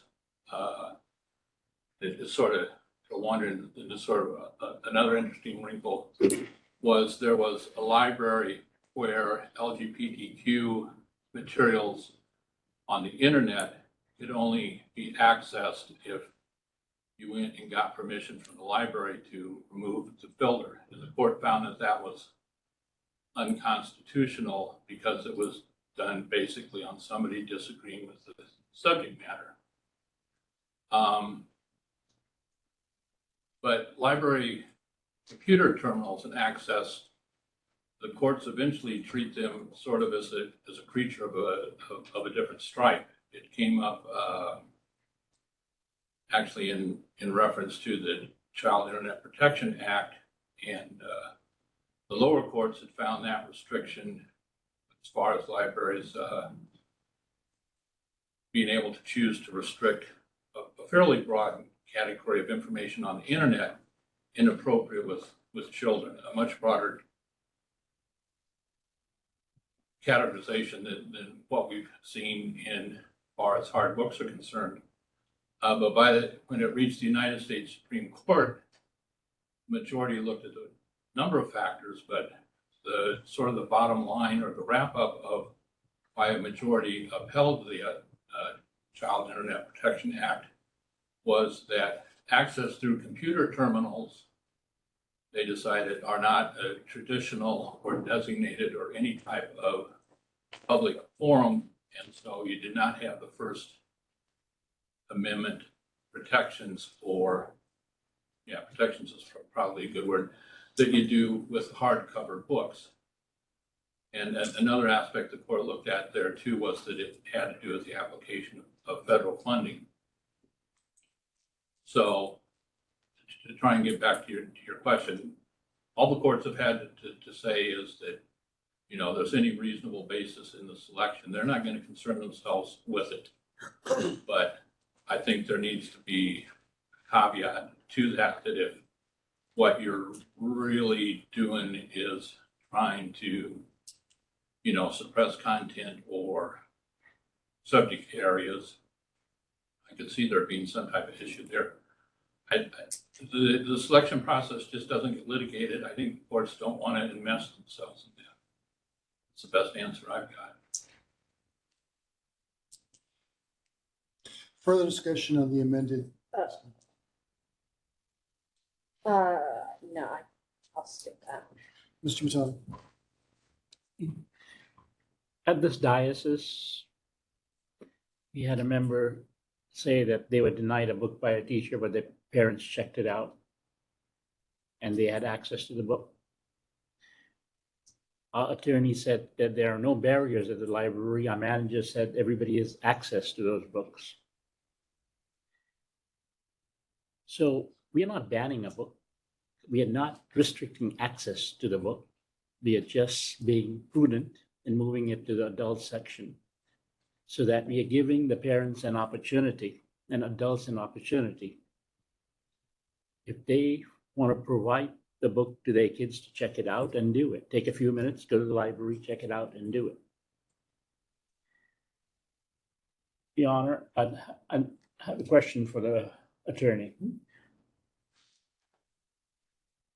Mitch, are there any rulings from any Alaska courts on these issues? No. Thank you. If I could just elaborate, they will typically look to other courts. Every court always looks to other courts. Ultimately, it's up to them. And just as a point of information, they could also look at it under the Alaska Constitution. And as a general proposition, in many instances, our court looks at our Constitution as having broader protections than the federal Constitution, and they can typically do that. I'm not saying they would here or would ever come to it, but in anything on point, no. They talk about First Amendment protections using the same type of words, but if they dealt with book removals in any reported cases, they haven't. Or relocations. A very respectful comment. This is not directed towards anybody. The library director made a comment that their staff and the professionals know the community, know where, how, based on that, they select a book. But I guess in this case, I don't know whether, with what we've seen, I don't know whether the community came into play. Thank you. Mr. Ford. So several times tonight in this discussion, it's come up that moving the book to the adult section creates no restriction. Therefore, if no restriction is created, what's the benefit of moving the book?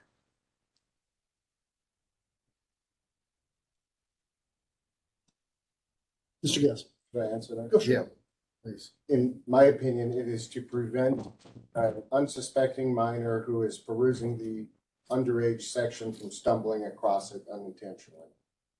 That's pretty much it.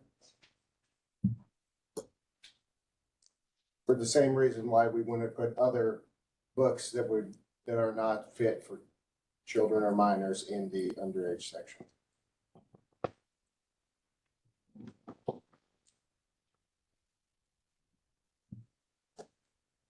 Can I? res- Yes. Let's, not to, Yeah, you know, not to be argumentative, but then isn't that the restriction? You're on. And then I'll Okay. stop. one response, then we're done. Yep. Well, no, it's not a restriction because as it's been pointed out by staff, children may go into the adult section. Presumably a children perusing the adult section is going to be looking for more adult rated content as to where I would think, I don't know if we call it the underage section or the teen section or the children's section, but the non-adult section should be geared towards things that are appropriate and safe for people of that age. But if they decide I want to go in there, presumably, or hopefully it would be with a parent and their consent, and that's where the compromise comes in. If it were totally up to me, you know, I would rather it not be in our library, but I think it's in the spirit of compromise to meet in the middle and say, put it in the adult section. Okay, thanks. Call the question, please. Clerk will call the roll. Point of clarification, can we just read the full motion one more time before we go to vote? It's been a while. Want me to read it? Oh, I can read it. Do you like me to? I don't care. No, go ahead. Okay. Remember, we did amend it. We Yeah, did amend that. so there's, Yes, so the motion is I move to update the library appeal policy for request to reconsider a title by adding a part 3, which reads, if the recommendation of the library advisory board is unacceptable, within 10 working days, the patron may file a written request for the city council to make a final determination. So that was the change. Well, with the amendment, it would be city manager and then city council as the final stopping point. The city council will consider or I guess it would be the city manager and then council will consider the request by voting whether or not to sustain the recommendation of the library advisory board. And in addition, direct the manager to have library staff move the book, Let's Talk About It, from the teen section of the Ketchikan Public Library to the adult section. I move to split the question. Yep. Yeah. Yep. So you want to split it into one is the book itself, the other one is the procedure. Okay. Yeah. Let's, Point of clarification, and this would be for the clerk. Can you split the question after question's already been called? Oh, yeah. well, technically, when you're calling the question, you need a vote on calling the question. It's supposed to be a 2/3 vote Gotcha. to do That's that, right. because you're Okay. taking the ability away from the council to continue debating. So it's kind of up to you. I mean, I think splitting the question is fine, because you're still voting on each of them. Yeah. You're voting on the policy that they want to do, and then you're voting on moving the book. But you need to, so Finnegan moved to split the question, we need a second, and then we would vote on whether we're even going to divide the question. is there a second on this? one? Second. Okay. Do we have to vote on that first? Well, we could, except that, But he called the question, maybe we want to still have more discussion, or, I mean, do we? We've been talking about this for a well, it's while. ultimately up to the council at this No, point. no, to no, decide. no, it is, but I'm just saying. Do you want to withdraw your motion I'll or, withdraw my motion. okay, So, so that means there's no calling of the question right now. Are we through, or do we have more than you want to touch on? Now we can split it.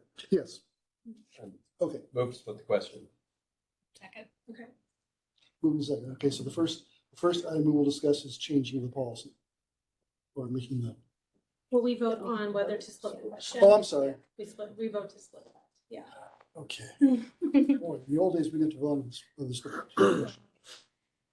For Robert's work. Okay, so this is to split the question, moved by Finnegan, seconded by Kistler. Flora, Yes. Finnegan, Yes. Gass, Yes. Matani, No. Gage, Yes. Bradbury, Yes. Kistler. Yes. Okay, the question is now split. So the first item to vote on is the policy change. Does everyone understand what the policy change is? Yes. Clerk will call the roll. Kistler, Yes. Finnegan, Yes. Flora, Yes. Matani, Yes. Gass, Yes. Gage, Yes. Bradbury. Yes. Motion passes. Okay, the second part is whether or not to move, actually, whether the motion is to move the book to the adult section. We're clear on that? Yes. Are we allowed to have discussion on that particular Yes. topic now? Yes. So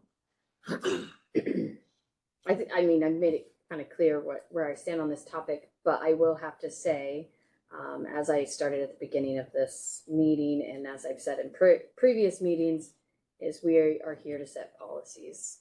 And the city manager is there to make operational decisions. And this motion that is now on the floor, to me, does not have a policy based on it. So I'm really struggling with having that conversation of it because it isn't policy based. Mr. Gals. Just response to that, because I definitely see where you're coming from, Abby or Mrs. Bradbury, and I see the concern, but I did have a discussion with the manager where I wanted to clarify, and I asked her, were we stepping on her toes with this? And it was a little bit of a gray area, given that this motion that we just passed wasn't there. There was no real where does the buck stop outlined. And I asked her, would you be more comfortable making this decision with us? And she did not object to us doing it. So I think moving forward, we need to have it set in policy, which is why I kind of added the first part on.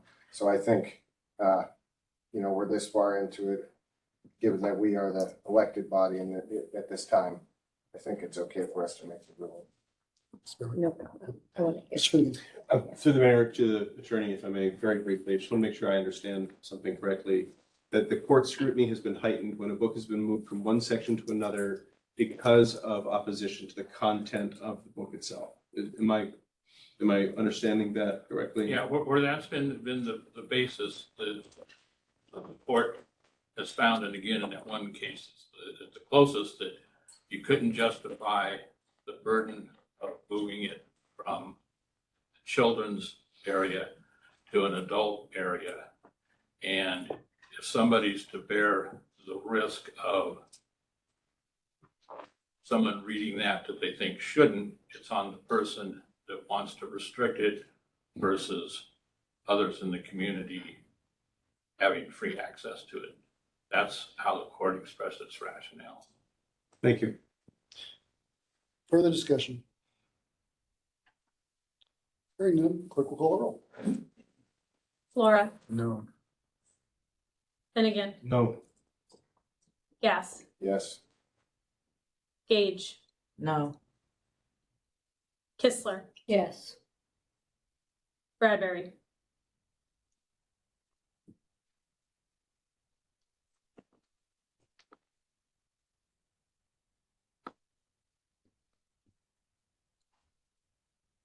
No.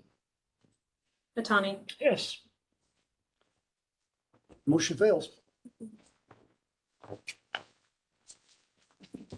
We move on now to mayor and council comments.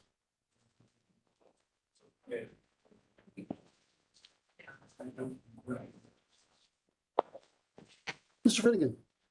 I want to salute those individuals who have shared a portion of their evening with us tonight to make their views known on this matter. I know some folks are probably not happy with the turnout, with the result of this vote, but I think it's important, as one of the last speakers said, that we do in fact have these conversations.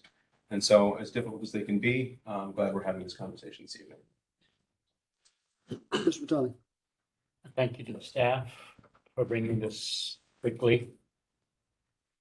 Thank you for the passion of all the speakers on both sides. Thank you for the respectful way of respecting each other. Thank you for this council for debating it in a very respectful way. Even though I'm disappointed, but parents and the community will do their due diligence when they expose material like this to our kids. I feel it's grooming kids. I will hope that the library director, the management office, and the selectors of books will do a better job. I seriously believe that on this matter, due diligence was not done. But I respect the vote of this diocese and go along with it. However, yeah, I understand the attorney highlighted the First Amendment rights. Personally, for me, the Bible is the highest authority, one nation under God. That's all I got. Mr. Yes. To clarify one thing, I apologize for offending anyone by adding to the motion on the policy. I didn't consider that it would be problematic. I just thought it'd be good to make it a little more clear moving forward. So next time I will hand that out to everyone in advance. I'm concerned about some of the things at the library. I think sometimes we just need to step back and use our common sense a little bit. And I'm concerned that we're not doing that.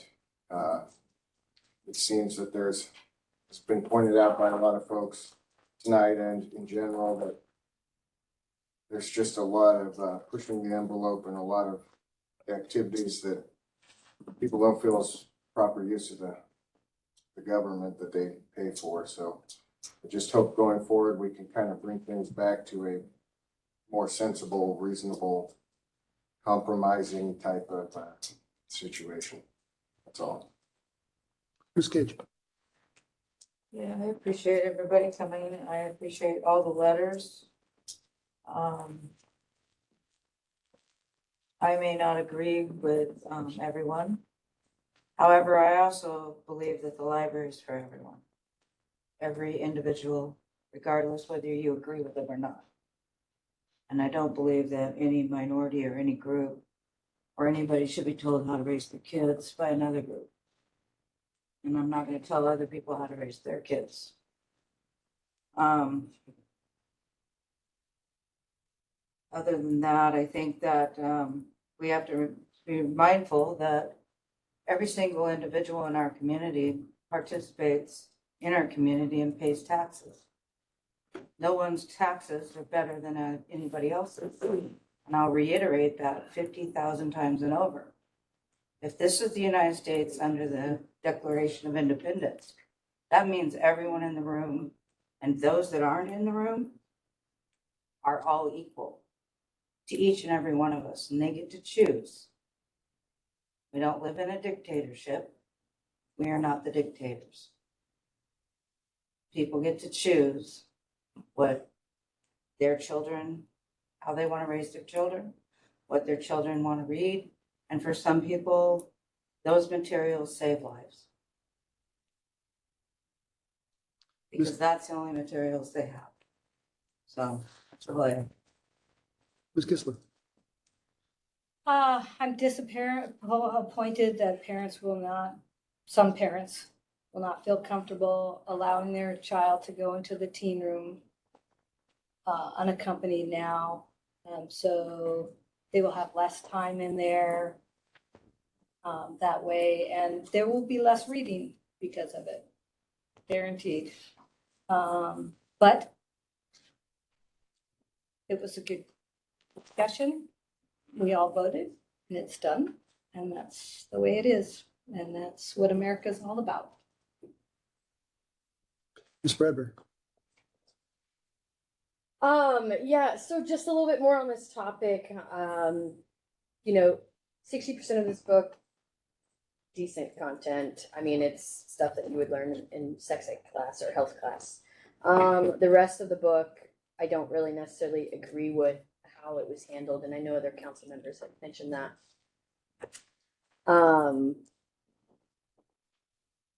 I do find a concern, and didn't bring it up earlier because it doesn't necessarily have to do with this particular topic, specific book, but to find out there's only 6 books that cover this type of content in the youth section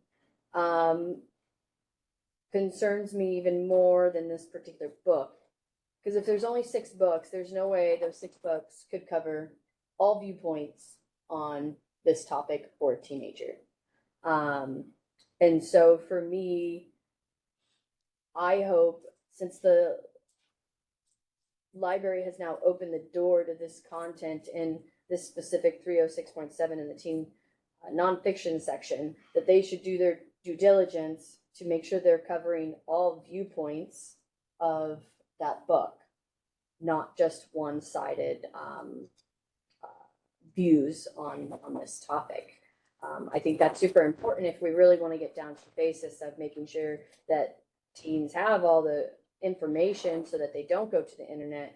Then, since we stepped in this realm, we need to now cover all aspects, even the aspects that you as the selector doesn't necessarily agree with.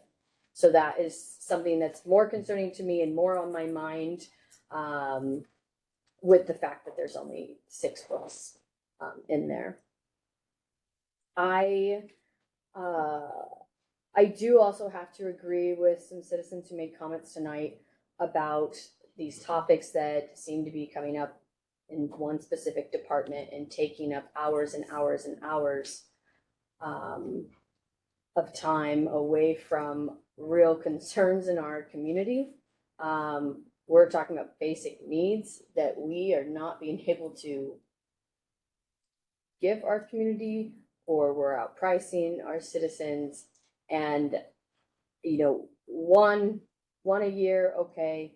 I just feel like now we're on a monthly trend of these issues that are taken away from more important things in our community. That, I mean, we're talking decisions on life and death versus this other content. So it's just a frustration of mine. I've heard it from a lot of citizens. We heard it tonight at the podium. And so hopefully everyone at the dais and staff should be mindful of that, and that should be a factor in every decision. There's no decision that anyone in this room working for the city at the dais, a citizen in our community, that everybody is going to agree with. But we have to make sure we're making the best decision for the community as a whole. And then last enough with that topic. I do want to bring up this DMV parallel parking issue at the bypass. I was informed today that the DMV has been notified that the cones now have to be removed from that area. And I am concerned because, one, we've used that area for past, I think we date back maybe 15 years, maybe even more than that, for this particular purpose. The cones do stay out 24/7 for the purpose for people to practice before their exam, or people to practice before they go downtown and they're trying to park on our crazy streets. It is an area, it's not blocking a parking spot. It's not, you can still, when a car is there or when the cones are there, you can still back out of those parking spots. I just feel that this is another issue that, why are we even getting into that? Like, don't we want our kids to have a safe place to be able to practice and to do these things, to get their license, to then contribute into the community and buy products for their cars and things like that? And I just feel like we're being super confrontational, and I'm just so annoyed at this one topic because it hasn't been an issue for 15 years. Okay, some people made a complaint, but is it actually legitimate, the reason that we're giving to the public? Because the reasons I've heard today through the sources are completely inaccurate. And if it is accurate, we have a much bigger problem on our hand than 4 cones standing in the freaking bypass parking lot. So look for that on the agenda in the future, because I don't get it. So just want to say my piece on that. Mr. Gaster, that's your welcome. We add that to the agenda. We can't tonight because we don't have an agenda item. Oh, But right. certainly, if we go on the next agenda. Next meeting. Next meeting. Certainly have that on this. We'll try to get a report too. Okay. Mr. Moore, I just want to thank the public, the staff, and the council for their time this evening, Your Honor. Ditto. Move to adjourn.